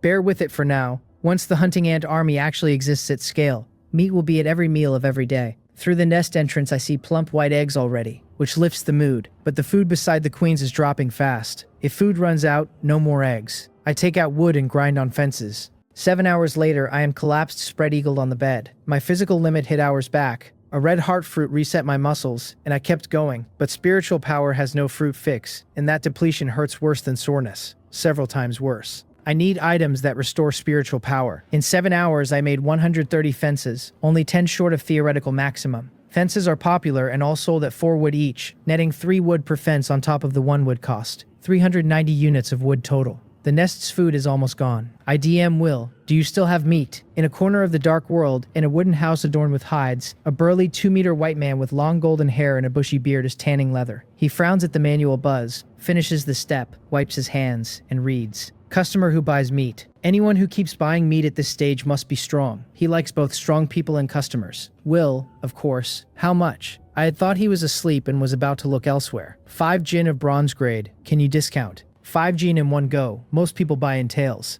So Will smiles and offers 5 gin of bronze grade for 190 wood, with 5 bottles of beast blood as a gift. Done. After the trade, Will pulls his manual back open and DMs someone else. Ryonggu. I just traded another 190 wood. With that you should have enough to upgrade level 3. So Will is also networked, also moving wood toward an ally pushing for the next shelter tier. I do not see this. If I did, I would be shaken. Someone is already stacking for level 3. In a tight alliance, I am barely thinking. I throw the 5 gene into the nest, drop the sandalwood wood in 2, and crash. Some unknown time later the broadcast cuts in. Dark World announcement. Congratulations survivors. You have survived another night. The cold wave will arrive in 6 days. A temporary mission will now be issued. Temporary mission again. I sit up and the broadcast continues. 3 temporary chests will be randomly generated in the bright areas of every survivor's shelter. Picking and opening grants items. Once 5,000 chests are opened in an area, all remaining temporary chests vanish. Top 100 regional rankings by quantity and speed earn 1 self-selected item of varying quality, scaling on rank. I crunch numbers. 10,000 per region. 3 chests per shelter means 30,000 chests total. capped at 5,000 cleared, so on average less than one chest per person. The higher the shelter level, the larger the bright area and the harder to find randomly placed chests, and level 2 and above have mutated beasts that further raise difficulty and risk. Survivors still on level 1 may actually have an edge. Chat goes feral. Finally, top 100 this time. No way, I just upgraded last night, are you messing with me? Do not panic, day 3, almost everyone has upgraded. If only I had not lacked resources, top 100 would be mine. These chests are not easy to find, learn from the past few days. Mutated beasts are dangerous, many will die in this mission. Just chop trees and let me take the rewards. Bah, shameless. Charge brother still in the channel, more than I thought, and 1,000 or 800 of them in any region adds up. Speed matters. I do not panic, I have specialists. I walk to the nest entrance. I look down and only see darkness, no clear count. The hunting ants have dug deeper overnight. I order the queens to bring everyone up. Sentry ants stream out, about 150 by my rough count, and black scythe hunting ants follow, only 23. Sentry ants are small and many, hunting ants are large and few, which fits. The queens signal me through species contract. More eggs and weaker juveniles are still in the nest and need a few hours to mature. I leave the queens to mind the nursery and head out with all the workers. Outside freezing. The moment I step out the door, I shiver violently. Hurry to tighten my coat, rub my hands, and stop my feet as I check the weather panel. Weather light snow. Outdoor minus 9.5. Indoor 14.2. Daytime remaining 6 hours. 55 minutes. 12 seconds. The shelter delay cost half an hour, and I now have exactly 7 hours. Snowflakes the size of 50-cent coins drift down. Soon a thick layer will sit on everything. Snow further hides chests. I check the chat. Snow is falling near other shelters too, which equalizes the field. Sentry ants and hunting ants are unbothered by the cold. I split the sentry ants into 8 squads of about 20 each, 1 per direction. East, south, west, north, northeast, southeast, northwest, southwest, with orders to net search for chests and report mutated beasts. Their main job is the chests. The secondary job is intelligence on mutated beasts roaming the territory ring. After the black iron evolution, they could keep up with my walk. After bronze, they match my run. The 8 squads scatter and vanish in seconds. 23 bronze hunting ants at my feet, fist-sized each, look intimidating en masse. Comfort. If I meet another mutated squirrel today, I do not lift a finger. I do not know how many beasts hide around the shelter, so I will wait until the sentry ants have reported. Then visit the red heart fruit tree in the squirrel cache. I send the hunting ants out too with orders to follow the sentry ants and carry back any chest. As an afterthought, I tell 2 hunting ants to stay near me as bodyguards. After the mutated squirrel, I do not walk anywhere outside without backup. I head back inside to harvest the wheat. Snow is now thick enough to muffle the sound of my own footfalls. The world feels smaller than it is. The multi-ear winter wheat is fully ripe overnight, golden across the trays. I try the bronze axe, but the cramped space and tough stalks defeat me. The axe is too heavy and blunt for cutting. Should I buy scissors or a sickle? As I think, a young black scythe hunting ant peeks from the nest entrance, mandibles shaped like scythes. How could I forget? I send the queen a command and 13 young hunting ants emerge. Climb the trays and cut the wheat like combine harvesters. Under 3 minutes, all harvested. I take out the new 100 seeds Chongha sent and prepare to sow when a thump-thump from outside hits along with the hunting ant signal. Chests. I rush out. 2 walking chests are running across the snow, carried by hunting ants. In barely a dozen minutes, 2 found. The hunting ants drop the chests at my feet without ceremony, then turn and head back out to support the sentry ants. No rest needed. A grateful thought lands and passes. Gratitude does not register on ant brains, but the species contract registers something close to acknowledgement, and that is enough. Even if I were given double or triple the time, finding a chest myself would be a struggle. Professionalism. The first chest is black iron,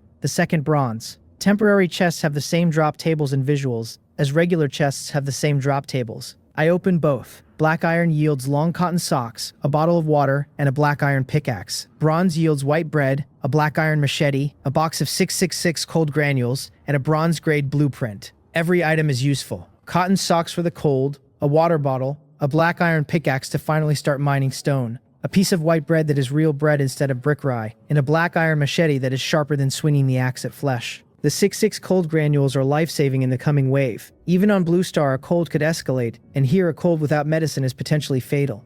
The blueprint is the shocker. Quick hemostatic bandage, bronze grade, wrap on a wound for fast hemostasis. Crafting cost. Plant fiber, adhesive, coagulation serum. Even on Earth, blood loss is a top cause of casualty, and here it is fatal. A producible bandage is hard currency. The materials are uncertain, only plant fiber looks easy, and adhesive and coagulation serum will need digging. I will ask Chungha and Will after the mission, or hit the trade channel. I use the blueprint, move the rest into the shelter, and and have 10 hunting ants help loosen soil, sow the new seeds, and shell the harvested wheat. They have no complex emotions and excellent stamina. If they did, they would curse me as a capitalist. 10 adult and 13 young hunting ants finish soil, sowing, and shelling in under 10 minutes. Extreme efficiency. Wheat total roughly 10 kilograms. Matches my estimate. I sack it into an empty bucket.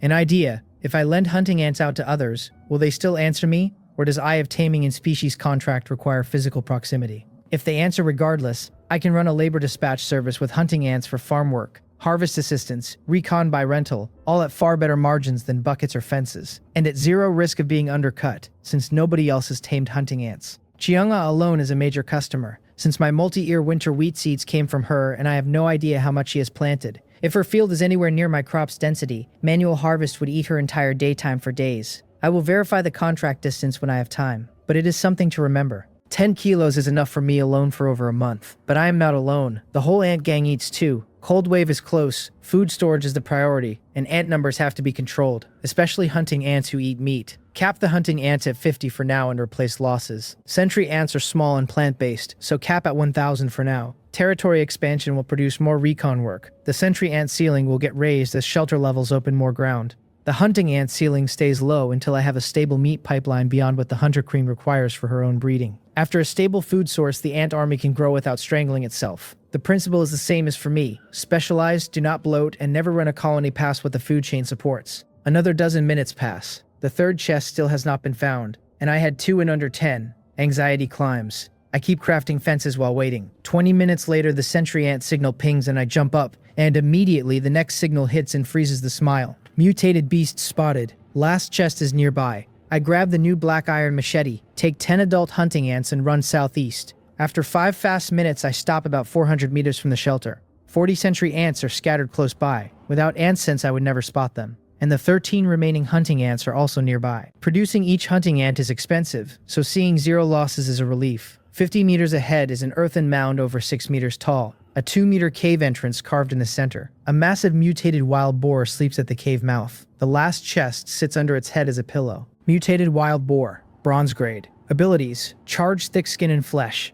Even lying down, the boar is a meter tall. Standing, it is 1.5 meters and at least 300 kilograms, with 30-centimeter tusks like daggers. 2 abilities, both clearly hard to deal with. Hunting ants can take small mutated beasts, but a bronze boar with thick skin is rough. Even winning would burn ants. But the boar is on the chest, and without it the mission slips. I DM Will, since he sells bronze boar meat and must have killed one. He does not reply, probably also doing the mission. I have to think for myself. Killing it is not the goal. The chest is. Lured away. Hunting ants cause damage but are slow and big target. Bad lure. Sentry ants are fast and many and replaceable. Good lure. Question is whether sentry ants can anger and lure a wild boar at all. Their stings may not break thick skin enough to register, and the boar may simply ignore them. But sentry ants can swarm into nostrils, ears, and eye corners where thick skin is irrelevant, and even a beast can be driven crazy by enough small bites in tender places. I have to try. I order 40 sentry ants to harass the boar collectively, and 10 hunting ants to hide in a tree nearby ready to act.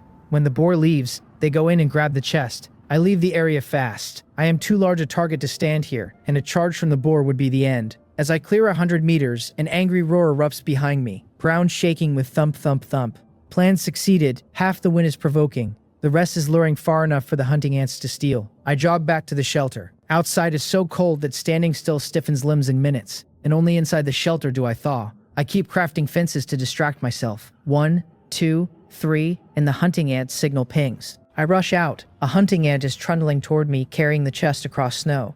I take it. Black iron temporary chest. Disappointing on rarity, but ranking is by count and speed, not rarity. I open it. 3 items spill out before I can look. A familiar broadcast cuts in. Survivor, congratulations on finding 3 temporary chests deployed in your territory in 49 minutes. 53 seconds. Temporary mission. Treasure chest scramble complete. Your count and speed rank first in the area. Reward, 1 self-selected gold rank item. A small golden box drops into my hand. I have only encountered a few silver rank items so far, each abnormally strong. Gold should be more so. As I prepare to open it, the broadcast fires again. The total temporary chests collected in this area has reached 5,000. All remaining uncollected temporary chests have disappeared. Mission ended. Wait, I just opened my 3rd and the mission is over. So in my entire region, no other survivor found 3. Are these chests really that hard? For level 2 and above survivors, larger territory plus mutated beasts makes sense. But level 1 survivors with 300-meter ranges and no mutated beasts should have managed 3. Too weak. For sentry ants, the chests are easy. Without the boar pillow, I would have wrapped in 20 minutes.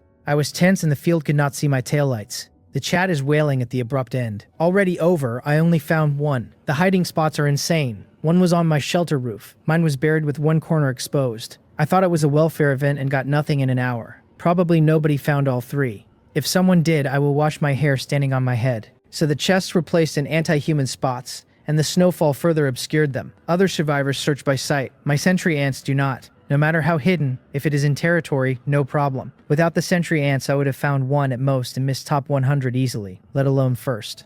The chat keeps rolling. Surely no one could have found all 3. Probably not. Only 1 hour total. If someone really did 3, I will wash my hair standing on my head. That kind of bravado that masks suspicion. I do not advertise my result. The hidden first place is exactly the place I want to be. The kind of nail that does not stick out and does not get hammered. The sentry ants got the credit silently, and I get to keep my edge for the next round. I look at the squad with gratitude and then pain. The team that lured the boar, 10 hunting ants and 40 sentry ants, returned with 10 hunting ants and 12 sentry ants. 28 sentry ants dead. Of the survivors, almost all are wounded, missing antennae, broken legs. Ants have no minds and only follow orders, but they are mine and they earned this win. 28 sentry ants died trampled by a sleeping animal. The survivors are walking with broken legs and missing antennae. I am supposed to be the one who chose this path, and they are the ones bleeding for it. The boar will not see another sunset. I sentence it silently and turn to the items. A bottle of water, a piece of pig iron, a pair of knitted gloves. I put on the gloves and warmth pools back into my hands. I drink some water, pick up the pig iron, and head inside with the ants. I warm up, then open the gold gift package. I hope for combat power. The boar exposed me. As shelter level rises, mutated beasts get worse, and so does the territory I cannot avoid stepping into.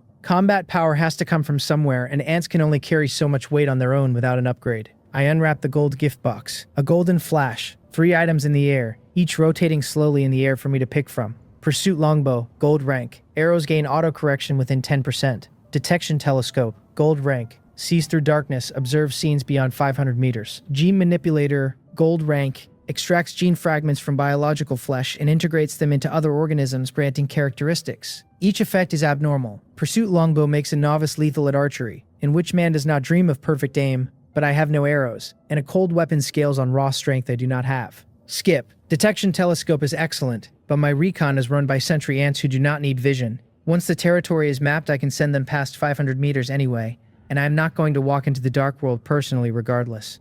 Skip. That leaves gene manipulator. It extracts and implants genes. I see uses immediately, and they branch in every direction. Mutated beast genes into hunting ants for bigger and stronger versions. Avian genes into sentry ants for flying scouts that scale walls and treetops nothing on the ground can reach. Boar, tiger, brown bear genes into hunting ants for raw power. Aquatic genes into sentry ants for water reconnaissance whenever rivers come into play. Spider venom genes into sentry ant queens, if I can figure out the implantation order. Combined with ant reproduction, the upside is immeasurable. If a hunter queen breeds hunting ants, and I gene fuse them off the production line, the army's specialization can be tuned per ant rather than per species. Choose. I pick the gene manipulator. The 3 orbs vanish and a microscope-like instrument appears. I take Will's bottle of mutated wild boar blood and figure out the operation in a few minutes. The interface is simple. Place flesh on the platform and it auto-separates gene fragments at a ratio that depends on the donor material's quality. 1 bottle of boar blood yields 5 gene fragments. Then place the recipient creature on the platform to implant. I select a hunting ant. 5 minutes and its body twists violently and I feel a signal. Energy, energy, energy. The panel, black scythe hunting ant, bronze grade mutated wild boar gene fusion in progress, requires intake of flesh or plants to complete fusion. The fusion gave it omnivory. It can eat plants now to finish. I do not have meat ready, so I send it outside to graze. It charges a small white birch tree, opens its sides, and chews the entire tree down in 10 minutes. The ant then changes drastically. Fist-sized to small piglet-sized, hundreds of times bigger, with thick bristles all over. No one would call this an ant. Half-meter scythe mandibles. Ferocious. The gene manipulator straight up upgrades my ants. Updated panel. Black scythe hunting ant. Bronze grade. Fused genes. Mutated wild boar. Currently 0 gene fusions possible. Can fuse 1 more upon reaching silver rank. So below bronze ants fuse 1 gene. After silver they can fuse 2. Silver is a strength leap. Pushing the hunter queen to silver becomes more urgent. A survival manual notification pings. Will, how to kill a mutated wild boar, did you encounter one? He warns even he does not confront one head on. He used poisoned arrows to wear it down. If I had picked the pursuit longbow, that path would have been mine. Now I have a better option. The gene-fused hunting ant. Same volume, ants are nearly invincible. Just to be safe, I fuse more. Half an hour later, 20 gene-modified hunting ants stand in front of me. Too big for the shelter, so I plan to dig an outdoor nest later. First the boar. I do not let grudges sleep overnight when strength permits. Killing the boar gets revenge for the 28th century ants it crushed, plus several hundred gin of meat, gene fragments for more hunting ant upgrades, and bulk food for the hunter queen, which between bronze meat at scale and the nucleus food bonus could push her to 100% in silver in one shot. At silver, she breeds silver-grade hunting ants directly. My entire combat ceiling rises, and silver-mutated beasts start to look survivable.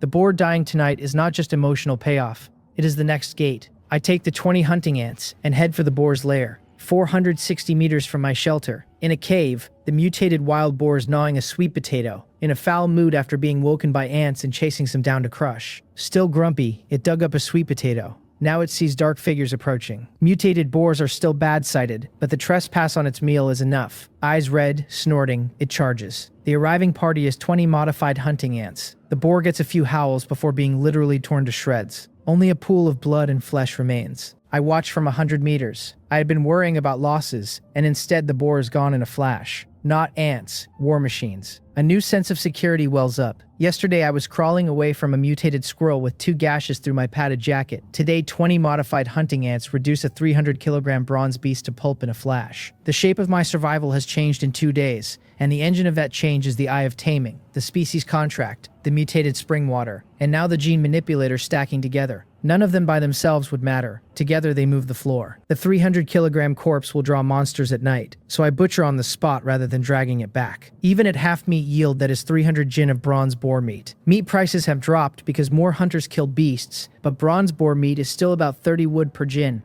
300 gin equals 9,000 wood. With other materials, killing one boar is roughly 10,000 wood. 20 hunting ants act as 20 professional butchers and finish in minutes. Then my smile fades. This meat yield is wrong. Where is the meat? I have only 30 gin of boar meat, 1 gin of pig blood, 1 hide, a pair of 30-centimeter tusks like daggers, and 20-some gin of various offal. Combined, well under 100 gin. The other 500-plus gin is missing. I pick through the offal with the black iron machete and find a red walnut-sized orb. Beast core, bronze grade, the condensed essence of a mutated creature's life, generated by bronze grade or higher mutated creatures. So the missing weight became this core. No wonder meat prices are this high. There is not much meat to begin with. Contentment brings happiness. The 10,000 wood jackpot is a fantasy. The remaining materials are still worth at least 1,000 wood, more than enough to upgrade to level 3. The beast core itself is a bronze sustainable item by description, and even though I do not yet know what to do with it, anything condensed from a mutated creature's life energy is worth holding rather than selling, especially with the Hunter Queen still climbing towards silver. Boar tusks at 30 centimeters can plausibly be sharpened into stabbing weapons or traded. The hide is winter-grade material. The offal goes straight to the Hunter Queen as fuel. The 30 gin of muscle meat I keep partly for myself and partly to feed the next breeding wave. Nothing is wasted. Upgrading level 3 requires 500 wood and 100 stone. I currently have around 200 wood, leaving a deficit of 300 wood and 100 stone. As more chests have produced pickaxes of various rarities and a few survivors found pick blueprints, stone mining has scaled up. The wood to stone exchange rate has dropped to about 1 to 2. Bronze meat is around 30 wood per gin, so 20 gin would more than cover the upgrade. But I am also short on meat, and unless I have to, I will not sell. Plenty of daytime left. Explore the territory ring first. Settle the deficit at night with a meat sale if necessary. I have the hunting ants carry the boar harvest back, including the offal in a bucket, since the Hunter Queen will eat anything fleshy, and that saves resources. An hour later, with the sentry ants, I have swept the entire 500-meter ring, this time with explicit orders to find mutated beasts and unusual plants. 4 black iron mutated rabbits were found, and the combat squad dispatched them quickly. 25 gin of black iron rabbit meat, 2 gin of rabbit blood, 4 hides. Black iron does not produce beast cores, so meat yield is much higher. 4 rabbits roughly equal a wild boar in meat. The sentry ants also found several sweet potato sprouts where the boar's old lair was, fully matured, about 20 gin total. All carried back. I had the sentry ants thoroughly sweep the squirrel area, 7 different burrows, 15 gin of nuts and seeds in total. I also picked the remaining 8 red heart fruits and broke off a branch from the mother tree for Chungha. I DM her with the harvest. She replies instantly. Great, she really needs these. By the way, has my shelter upgraded to level 3? Not yet, still short on resources. She does not reply with words. She opens a trade and lists 300 units of wood. I stare at the trade window. To casually push 300 wood across a long-distance link, she has to already be at level 3 with a comfortable surplus. She follows up with a careful warning. After level 3, the territory expands to a 2,000-meter radius, and silver mutated beasts may appear in the new ground. They are very independent and may not stay in one place with strength far above bronze mutated beasts. She underlines the words may not stay in one place, because that is the part that matters. Bronze beasts had territories I could map and avoid. Silver beasts roam, which means tomorrow's safe path could be tonight's death zone. 2,000 meters is a huge territory. Going from a 500-meter ring to a 2,000-meter ring is a jump from roughly 78 hectares of accessible ground to roughly 1,250 hectares, more than 15 times the previous coverage. Sentry ant patrols at this scale require either far more sentry ants or smarter pathing, and the sentry ant queen's production expansion ability suddenly looks indispensable. Roaming silver beasts inside that area are bad news for the same reason a bronze boar was bad news in a smaller ring. They do not stay put, and territory edges become moving targets. My modified hunting ants are bronze with one fused gene. I do not yet know if they can fight silver. The information matters and concerns my safety. I have countermeasures though. Sentry ant border patrols give early warning at the territory edge, and a chain of sentry ants along the perimeter can be tasked to scout and flee on the first whiff of a silver mutated beast. The hunter queen pushing to silver soon will let her breed silver hunting ants directly, which short-circuits the resource bleed of upgrading individual bronze hunting ants one at a time. Border early warning plus a reactive silver army equals a defensible posture even before I have hunted my first silver mutated beast. I thank her, close the manual, and tell the hunting ants to chop trees. I had wanted them to chop earlier, but they were too small and inefficient. After the boar gene fusion, the problem is gone. Curious how many trees they take down in the remaining hours, I head into the shelter and dump the boar offal and rabbit meat into the hunter queen's nest to keep her rate climbing while I craft fences. The new hunter queen rate, with the nucleus's 30% food consumption boost stacked on top of organ-grade meat, climbs visibly inside the manual panel. Every 10 minutes I peek and the percentage has crawled another 2 or 3 points. Nucleus, organ feed, and a queen with potential ceiling at silver. Every input is now compounding. Meanwhile, in a corner of the dark world, beneath a giant tree wide enough that more than a dozen people would need to encircle it, a 1,000-square-meter field stretches around the base. Half is golden multi-year winter wheat, fully mature but unharvested, simply left in the soil. Survivors elsewhere would vomit blood at the sight. The other half is strange-shaped plants, some barely recognizable, some wholly new species. A graceful figure bends over the soil, sowing seeds, hands and feet muddy and unbothered. Xiongha. She straightens after the bag empties and wipes her forehead with the back of her hand. She murmurs, "Phew, finally planted. Hope luck is better this time, and more plants mutate. That way Little Green can collect more gene fragments and grow stronger." The giant tree's leaves rustle without wind, answering her. She continues, "Do not worry, Little Green. I will work hard to collect different plants to help you reforge the glory of the Casimir World Tree." She stumbles on the long name and the leaves rustle louder until she gets it right, then quieter and satisfied. A world tree, indeed, like a childish ghost. She glances at the wheat field. With this much ripe wheat, harvesting it alone would burn an entire daytime, if Little Green could help her. But Little Green expends serious energy in active labor and must conserve to guard against the silver black bear to the northwest. She returns to her shelter on a tree branch up to 30 meters above the ground. From a bronze chest, she takes a golden scroll. Mutual aid contract, gold rank. Select a target, establish a mutual aid contract. Both parties cannot harm each other. With permission, can teleport to the other's shelter. Usage limit 5 times. Ally. She decides to think it over tonight before deciding. Daytime is precious, so she tucks the scroll away and starts compounding ripening agent at the work table. Her workbench sits beside a large window of polished wood, and the bottles of mutated plant extracts are arranged by hue and viscosity. Orange concentrates in the front for accelerators, pale green in the back for stabilizers, a few amber drops kept apart for the rare cross mutations she does not yet trust. Each bottle is labeled with a script she invented. Pure inheritance from a botanist grandmother, she likes to say. While she works, the giant tree's leaves rustle softly above the field, almost like a long exhalation. Little Green is content. She is content. The wheat will keep.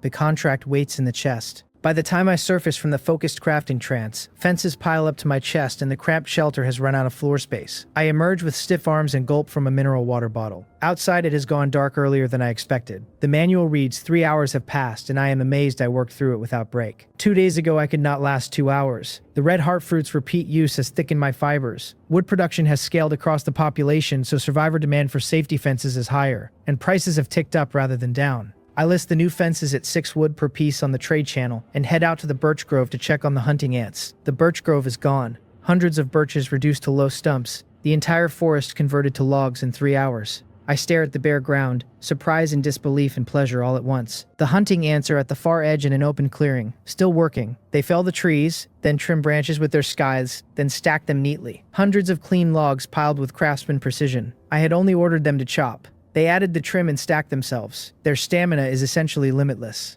I count the haul. 2,029 units of wood. 3 hours. With this kind of wood, I can upgrade 2 level 3 shelters. I no longer need to sell meat, but this kind of harvest is not repeatable. My territory has only one dense forest, and the hunting ants have leveled it. The remaining trees are scattered and total roughly 1,000 units of wood across long distances, so collection is inconvenient. If only I could rent the hunting ants out, labor dispatch, get rich in minutes. Realistic question first. Even at full hunting ant deployment, hauling 2,029 wood back takes 2 to 3 hours, and I have under an hour of daylight left. It cannot all reach the shelter. But this is my territory. I am the only survivor in it, and the wood is not going anywhere overnight. Better still, upgrade the shelter on the spot and skip the haul. I open the trade channel for stone in bulk. After some browsing, I land on Gichin, who has listed 300 units. To list this much this early, he must be capable. The price is too high. 2.5 wood per stone when market is 2.1 to 2.2. I message him, can the price be lower? I need a large quantity. In a corner of the dark world, in a level 2 shelter, a disheveled bearded young man banging on a stone axe perks up at the manual beep. Big customer, finally. He drops the axe, opens the manual, and forces composure. Gichin, large quantity. How large? Someone today bought 10 stones and also called that large. Me. I will take all 300 units of stone you have listed. Is that a large quantity enough? On his side, he nearly cries with excitement. He badly lacks wood. His shelter is in stone country with few trees. His original stone axe broke before he collected much, and he survived only because a chest dropped a silver mining pick. After he dug too much stone, the price dropped, and his high listing has been waiting for a fated buyer. Almost a full day with no inquiries. And finally, a customer. Do not panic facing a big fish, he tells himself. He replies, brother, this price is the lowest. You do not know how hard stone is to collect. I'm the only one offering this much at once. You sly dog, raising the price on contact. I shake my head and reply, 2.1 wood per stone. Deal if yes, I can also accumulate slowly tonight. The night is long. He insists. Brother, every stone is bent over flesh and blood. Are your stones going to turn into Sun Wukong? I am unmoved. Then forget it. He has to take the deal because he genuinely needs wood and cannot afford to gamble on my bluff. Fine, brother. Your way. If I were not in a hurry, I would not part with them. He sends a friend request and we trade 300 stones for 630 wood. I accept the friend. Of the original 2,029 wood, 1,399 remain, plus the 300 stone, level 3 upgrade plus a buffer for facilities. Easy. I open the manual. Do you wish to consume 500 wood and 100 stone to upgrade the shelter? Yes. Shelter upgrading, please wait. The wood and stone vanish from my inventory as the panel ticks the consumption, and a small spinning indicator hovers in my mind's eye. The upgrade is started. I look up at my old level 2 box from 100 meters out and brace for whatever the upgrade animation looks like. The chat channel is quiet at this hour, with most survivors deep into their nightly bonfire crouch and preparing for the 17-hour dark. The cold pricks my cheeks despite the cotton suit and the gloves. I tighten the collar and walk a few steps closer to the construction zone, watching to make sure no mutated beast wanders into the gap during the build process. 5 minutes later, the shelter completes the upgrade to level 3 exquisite wooden house. The waiting felt longer than the timer because my eyes were on the dark ring of the territory edge the whole time, half expecting a silver mutated beast to wander in and find me out in the open, with no fence and no cover. I am still at the old grove site. With the trees gone, the line of sight to the shelter is clear, and I watch the upgrade visually for the first time. A globe of darkness wraps the original 20 square meter wooden house, and when it dissipates, an 80 square meter exquisite wooden house with a stone-laid base stands in its place. Compared to the level 2 box, this is a real house. Space, safety, aesthetics, all step changes. Building a house in minutes from nothing is more black tech, and I have stopped trying to understand the engine. New buildable facilities. Level 1 farmland, 200 wood, 100 square meters of monster immune protected farmland for planting. Level 1 animal pen, 200 wood and 50 stone, 100 square meters of monster immune protected pen for raising creatures. Level 1 workbench, 100 wood and 50 stone, a workbench that speeds item crafting and reduces fatigue. Farmland is an absolute steal. I paid 56 wood for a 12 square meter 3-tier nursery, and 100 square meters for 200 wood is many times the rate. The pen is more useful than I first thought. Hunting ants and sentry ants are growing in numbers, and letting hunting ants tunnel under the shelter is a collapse risk. The workbench is exactly what it sounds like. Slave driver's whip for crafting, increasing both speed and stamina. I build all 3 at once. 500 wood and 100 stone total, equivalent to another level 3 upgrade in resource terms. Farmland and pen near the shelter, workbench beside the stove indoors. The farmland fence is tall and clearly demarcated. The pen, smaller, sits to the side. I have the hunting ants carry some wood inside for the night and head in. The level 2 shelter at 20 square meters have been claustrophobic with bed, stove, cabinet, 3 empty chests, 3-tier nursery, and the spring water source competing for floor. 80 square meters with no room dividers is suddenly empty and spacious. Insulation has improved noticeably too. Closing the door alone, the chill drops, even before I light a fire. After a level 3 upgrade, I feel real comfort settle in, the kind I have not had since I arrived. As long as the stove burns, the cold wave should not freeze me. The cold wave's two threats are extreme cold and food, and I now have enough preparation on both axes to exhale. I light the stove and consider dinner. Inventory: 20 gin of multi-ear wheat, 9 red heart fruits, 22 gin of sweet potatoes, 30 gin of bronze boar meat, 25 gin of black iron rabbit meat, plus chest bread. The startup phase is over. Tonight is barbecue. I have been on rye bread for days and gave the meat to the hunting ants, without tasting. I save when I should and spend when I should. I am no miser. I wipe the black iron longsword clean, cut large slabs of boar and rabbit, chop into cubes, split sticks with the axe, skewer and roast on the stove. The slabs are thick and slow to cook through, but that is fine. Flip occasionally. The smell turns on within minutes, and I swallow audibly. Wait, no barbecue without seasoning. Cumin, chili powder, black pepper. Without those, no soul. I check trade channel. Nobody's selling. I post on the chat channel, anyone selling cumin, chili powder, black pepper. Paying high. The chat detonates immediately. Holy cow, why is Boss Jang Hyun buying seasonings? Is he doing barbecue? Cumin, chili powder, barbecue. I have not even hit rye bread freedom, and Boss Jang Hyun is at barbecue freedom. Brother, can you give me a piece? If you give me a piece of barbecue, I will do whatever you say. Hey, you can see avatars in the chat. You do not have the looks for this. My private DMs flood with freeloaders to the point I have to disable non-friend messages. I rub my forehead, regretting the broadcast. 3 messages a day on the world channel, and I burned one on cumin. I had been on top of my development cycle, and a single careless line about barbecue collapsed my privacy for the night. Lesson logged. Never broadcast aspirational consumption on the world channel. Everything goes through DMs and friends. Just as I close the manual, the friend bell pings. Cheongha. She and I have been friends since day one. Cheongha Janghyun. It is night again. Do you still have mutated spring water to trade? My eyes light up. She is the highest probability seasoning supplier I know. Plant specialist. I reply, we will get to that. Do you have any seasonings, like cumin, chili powder, etc.? She is stunned. Why is he asking? Before she can reply, I send a trade with a string of barbecue skewers on my side, and her eyes widen at the golden sizzling, oily roasted pork skewers. Cheongha's plant path is real, but she is not a vegetarian. Days of not tasting meat. Weak tears flow at the sight. Yes, she replies, I have many kinds. Logically, with her wealth, she could easily buy fresh meat, but her cooking is so terrible the food she makes is inedible, so she has been eating chest food and porridge. Hence the meat deprivation reflex. I grin, ask if she wants to trade barbecue for seasonings, and she instantly agrees. We trade 2 boar skewers and 2 rabbit skewers for cumin, chili powder, and a green pepper powder she cultivated from a plant called green pepper, which according to her tastes like a mild mustard. On her side, she has forgotten her original purpose entirely. She is sprinkling all 3 seasonings, eating with oil dripping, almost swallowing her tongue. I eat the rest of the skewers and nod, satisfied. Cooking has not declined since I started living alone after grandfather passed. If anything, tonight outdid myself. Not skill, ingredient quality. Bronze and black iron meats and Cheongha's mutated plant seasonings produce a flavor past every barbecue I have ever made. Better still, after eating I feel warmth spread through my body, and even my physique seems faintly improved.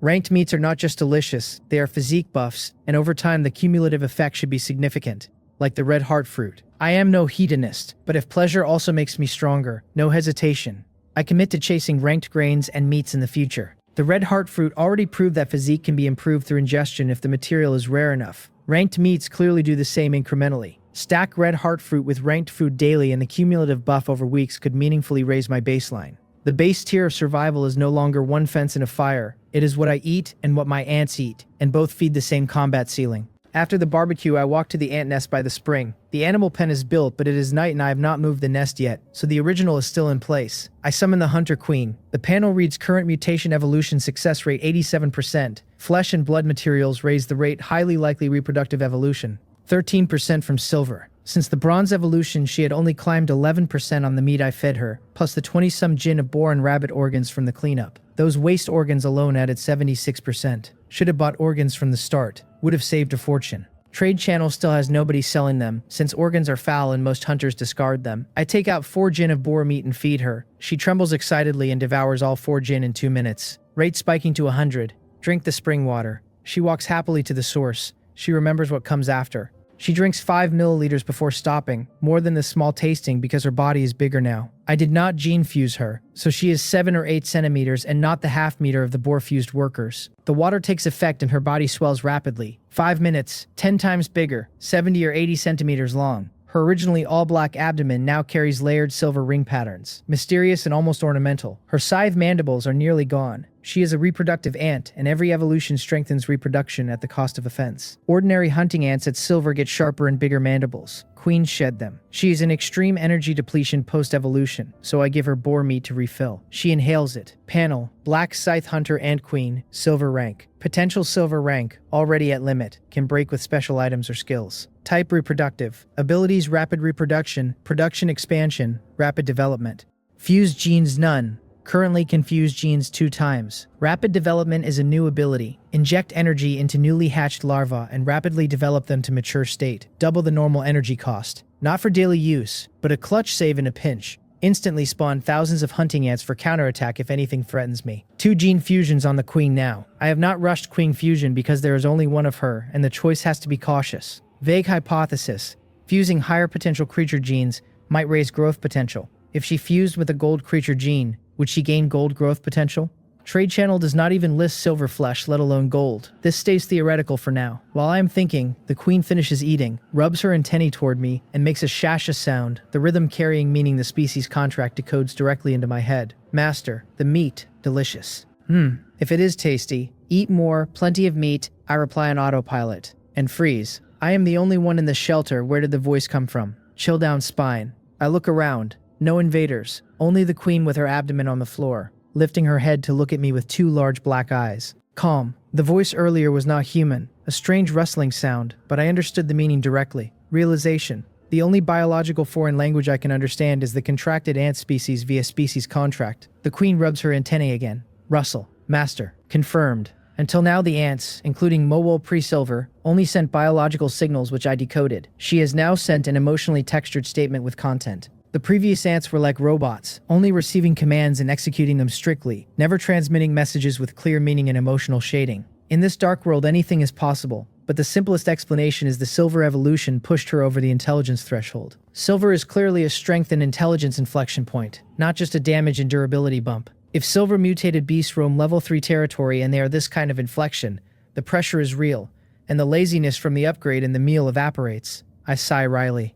The dark world does not allow rest. Still, Silver Hunter Queen is a serious upgrade, and once silver hunting ants breed and gene fuse with strong creatures, silver mutated beasts may become matchable. The resource problem rises again, because I had thought I was set, and clearly I am not. I push it aside. You should have a name now, I tell her. She tilts her head. Name? Yes, a name. I rub my chin and brainstorm. I rule out Xiao Hei, Little Black too generic. After 2 minutes of careful brainstorming, my eyes light up. Ink-colored blade, silent moonslayer, the imagery a Korean classical scholar might have used for a dark assassin. Your name shall be Mowol. Russell. Ink, moon, Mowol. Thank you, master. Whether she fully understands the meaning is unclear, but she straightens her upper body and waves her 2 small scythes. Satisfied. Mowol, breed some silver hunting ants. Powerful enemies are around the shelter. I need your strength. Yes, master. She cannot breed alone, so I invest another 10 jin of bronze boar meat to upgrade her 8 hunting ant harem to silver. To my surprise, ordinary silver hunting ants do not develop intelligence. Silver intelligence appears to be exclusive to queens, which fits ant social structure. Mowol enters breeding state, and I leave her alone, since her feeding cadence is hers to manage, and the harem ants will work on her schedule. The new ant nest entrance is now a meter wide to fit her, which means the inner tunnel volume has more than doubled, and the hunting ants have stacked the spillover dirt into an impressive ring around the cavern that doubles as bedding for new larvae. I stand at the entrance for a few moments, listening to the soft clicks of mandible work and the thin whine of feeding, and the scale of the nest hits me. A few days ago, this was 63 rice grain ants chewing my baguette, and now it is a silver tier breeding chamber. Specialization works. The Eye of Taming, Fountain of Mutation, Species Contract, Ant Nest Nucleus, Gene Manipulator, the Hunting Ant Queen and Sentry Ant Queen sharing a single nest with the nucleus inside. And now the Silver Hunter Queen with 2 gene fusion potential all stack into a single thesis. Ants as scalable infrastructure. The fantasy of a dragon knight is dead and buried. The reality of an ant knight is taking shape, and it is already absurd. I look at the quick hemostatic bandage blueprint. Crafting cost, adhesive, coagulation serum, plant fiber. None of these read as raw materials. They sound like processed products. A bronze-grade blueprint with this complex a craft chain is unusual. The night now runs 17 hours. Plenty of time to sort it out. Trade channel first. Adhesive. Owner Yo Hazel. 5 wood or 3 stone. Few sellers. I message her. How much adhesive total? Half an hour into the night, she replies instantly. I only have 10 right now, but if you need more, I can make more. So adhesive has its own blueprint behind it, and she's on the production side. Plant fiber and coagulation serum almost certainly work the same way. I have just walked into a small craft economy I had not realized existed. So adhesive is also blueprint crafted, not raw. Probably the same for coagulation serum and plant fiber. I take 10 for now, contact again if more. She is happy because adhesive does not move quickly. Trade complete, 50 wood for 10 units. Days tally, 348 wood from fences, plus the hunting ant haul, minus stone purchase and upgrade in facilities, leaves 399 wood in stock. With my prior stash, total 802 wood and 200 stone. Comfortably rich. Coagulation serum next. Far fewer sellers. One listing catches my eye. Owner Will. 100 wood per unit. Price negotiable via private message. Other listings are 20 to 30 wood. Exorbitant, but Will is honest and the negotiable note is a beacon.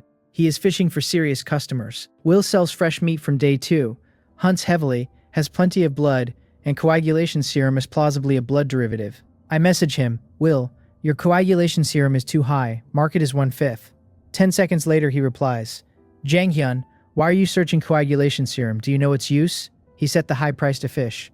I have nothing to hide. I have a quick hemostatic bandage blueprint. Coagulation serum is a raw material. I send him the blueprint info. In his own level 3 shelter elsewhere, Will is on a wooden bed, manual in hand, his bearded face still smelling faintly of beast blood from a recent processing session. The instant he reads the blueprint info, he stands up, bearded face complex with surprise and joy. Janghyun, do you have this bandage? I can give you coagulation serum and mutated wild boar meat for free. Is Will injured? I almost asked before realizing the rhetorical answer. He fights vicious mutated beasts daily. Injuries are routine. I reply, I just bought adhesive. I only need coagulation serum and plant fiber to synthesize. He instantly, I have 15 portions of coagulation serum free. Just give me 1 bandage after you make it. 15 portions free at 30 wood per portion is roughly 450 wood, more than the bandage's value. Will really needs it. I could take the deal, high profit. But Will is more valuable than the resources. The dark world is full of crises, and a fighting force of his caliber might save my life. I reply, I will buy your coagulation serum at market price. But the first bandage I make is yours, at normal market price. You provide me coagulation serum long-term going forward. On his side, warmth. Janghyun can be a true friend. Although he wanted to give the serum free, since I refuse, he stops insisting and silently resolves to send me more resources later. Trade. 330 wood for 15 portions. Pale yellow vials, sealed at the cork. I line them on the workbench shelf alongside the 10 adhesive units, and the bench is starting to look like a small medical supply atelier. Last material, plant fiber. Trade channel keyword plant fiber yields over 20 pages, prices around 10 wood. Will's urgency is real, and I made a promise. I do not want to delay his injury or sit on an unfulfilled promise. I picked the first reasonable listing, buy 1 portion at 10 wood, and sit at the workbench for the first time. The bench is like a spacious computer desk, surface comfortable, operation smooth. Bandage crafting time drops from 10 minutes to 9.5. Half a minute does not look like much per item, but as crafted volume scales the saving stack. At 100 items that is 50 minutes saved, at 1,000 items it is more than 8 hours, and the fatigue reduction makes the back half of any session more productive. The bench is not just a fixture, it is the throughput multiplier for everything I make. Done. I trade request Will, who clearly is guarding his manual, and accepts instantly. I list 1 bandage, he lists 200 wood and 10 gene of bronze boar meat. Bandage cost is roughly 40 wood. 200 wood plus 10 gene of meat is at least 500 wood total. I look up. Will replies, part is the price. Part is gratitude. Your bandage is a very valuable medical item, beyond ordinary resource pricing, and unless resources are scarce, do not sell it easily. I accept the trade, but his words land. Medical items. I have not seen any in the trade channel. The bandage is bronze in name, but the manufacturing chain is much harder than ordinary bronze items. The dark world may be deliberately controlling medical supply across the world. Why, I cannot guess yet. I shake it off. Too far for me to be useful right now. The medical supply control hypothesis stays in the back of my head as a flag, though. If true, it has implications. The dark world wants survivors to die at expected rates from injury, and the bandage I just made is one of the very few items that breaks the model. A bandage that resolves blood loss has compounding effect on the population dynamics of survivors. Every hunt becomes more survivable. Every mutated beast confrontation becomes more profitable. Every survivor with one becomes incrementally tougher to remove from the population. A medical supply pipeline, even at small scale, distorts the death curve the system is enforcing, and the system reacts by limiting raw material availability rather than banning the items outright. The work is therefore feasible, just slow and politically sensitive among other survivors who learn what I am brewing. Hence the artificial scarcity. Hence Will's warning that a bronze bandage is far more valuable than its rank suggests. Hard not to wonder what other deliberate scarcities the system is enforcing. Clean water, antibiotics, antitoxins, prosthetics, heat sources at scale. Each unanswered category is a market gap, and a future supply pipeline I might own. With Chongha's plant work, an alliance might be the engine that scales medical production rather than just bandages. Disinfectant from mutated alcohols, antitoxins from venom-cultivated plants, anti-inflammatory pastes from leaf compounds.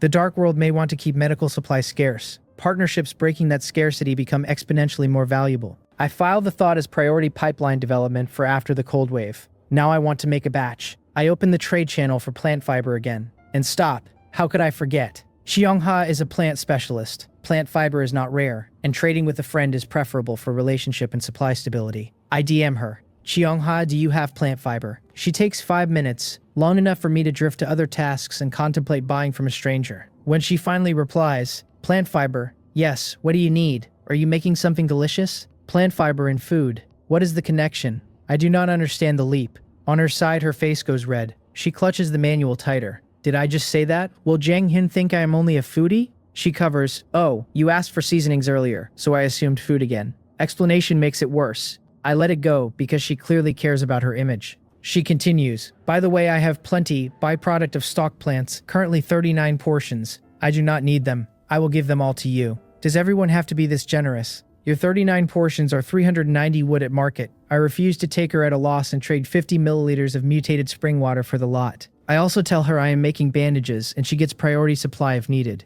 As I am closing the manual, another message from her. By the way, Jiang Hin, I was so focused on the meat I forgot the important matter. Important matter, when she asked about mutated spring water originally, that was the lead-in. But I already gave her 50 milliliters. That should be enough. She continues, it is like this. After a few days of interaction, I feel you are someone worth befriending. Good strength, good character, excellent cooking. Is that the main point? There is something strange in there. I prompt. So, important matter, not just to praise me, right? You wish. The important matter is I want to form an alliance, become allies. I reply jokingly. Allies? I thought we already were. Yes, but only a verbal gentleman's agreement. My idea is that we should establish a deeper level of cooperation. The dangers of the dark world are far more numerous than either of us imagines. One person's strength is limited. To survive better, we must prepare for a rainy day. The phrasing is careful, not pushy. She is letting me lead the question while making it clear the answer will be a substantive instrument, not a friendlier handshake.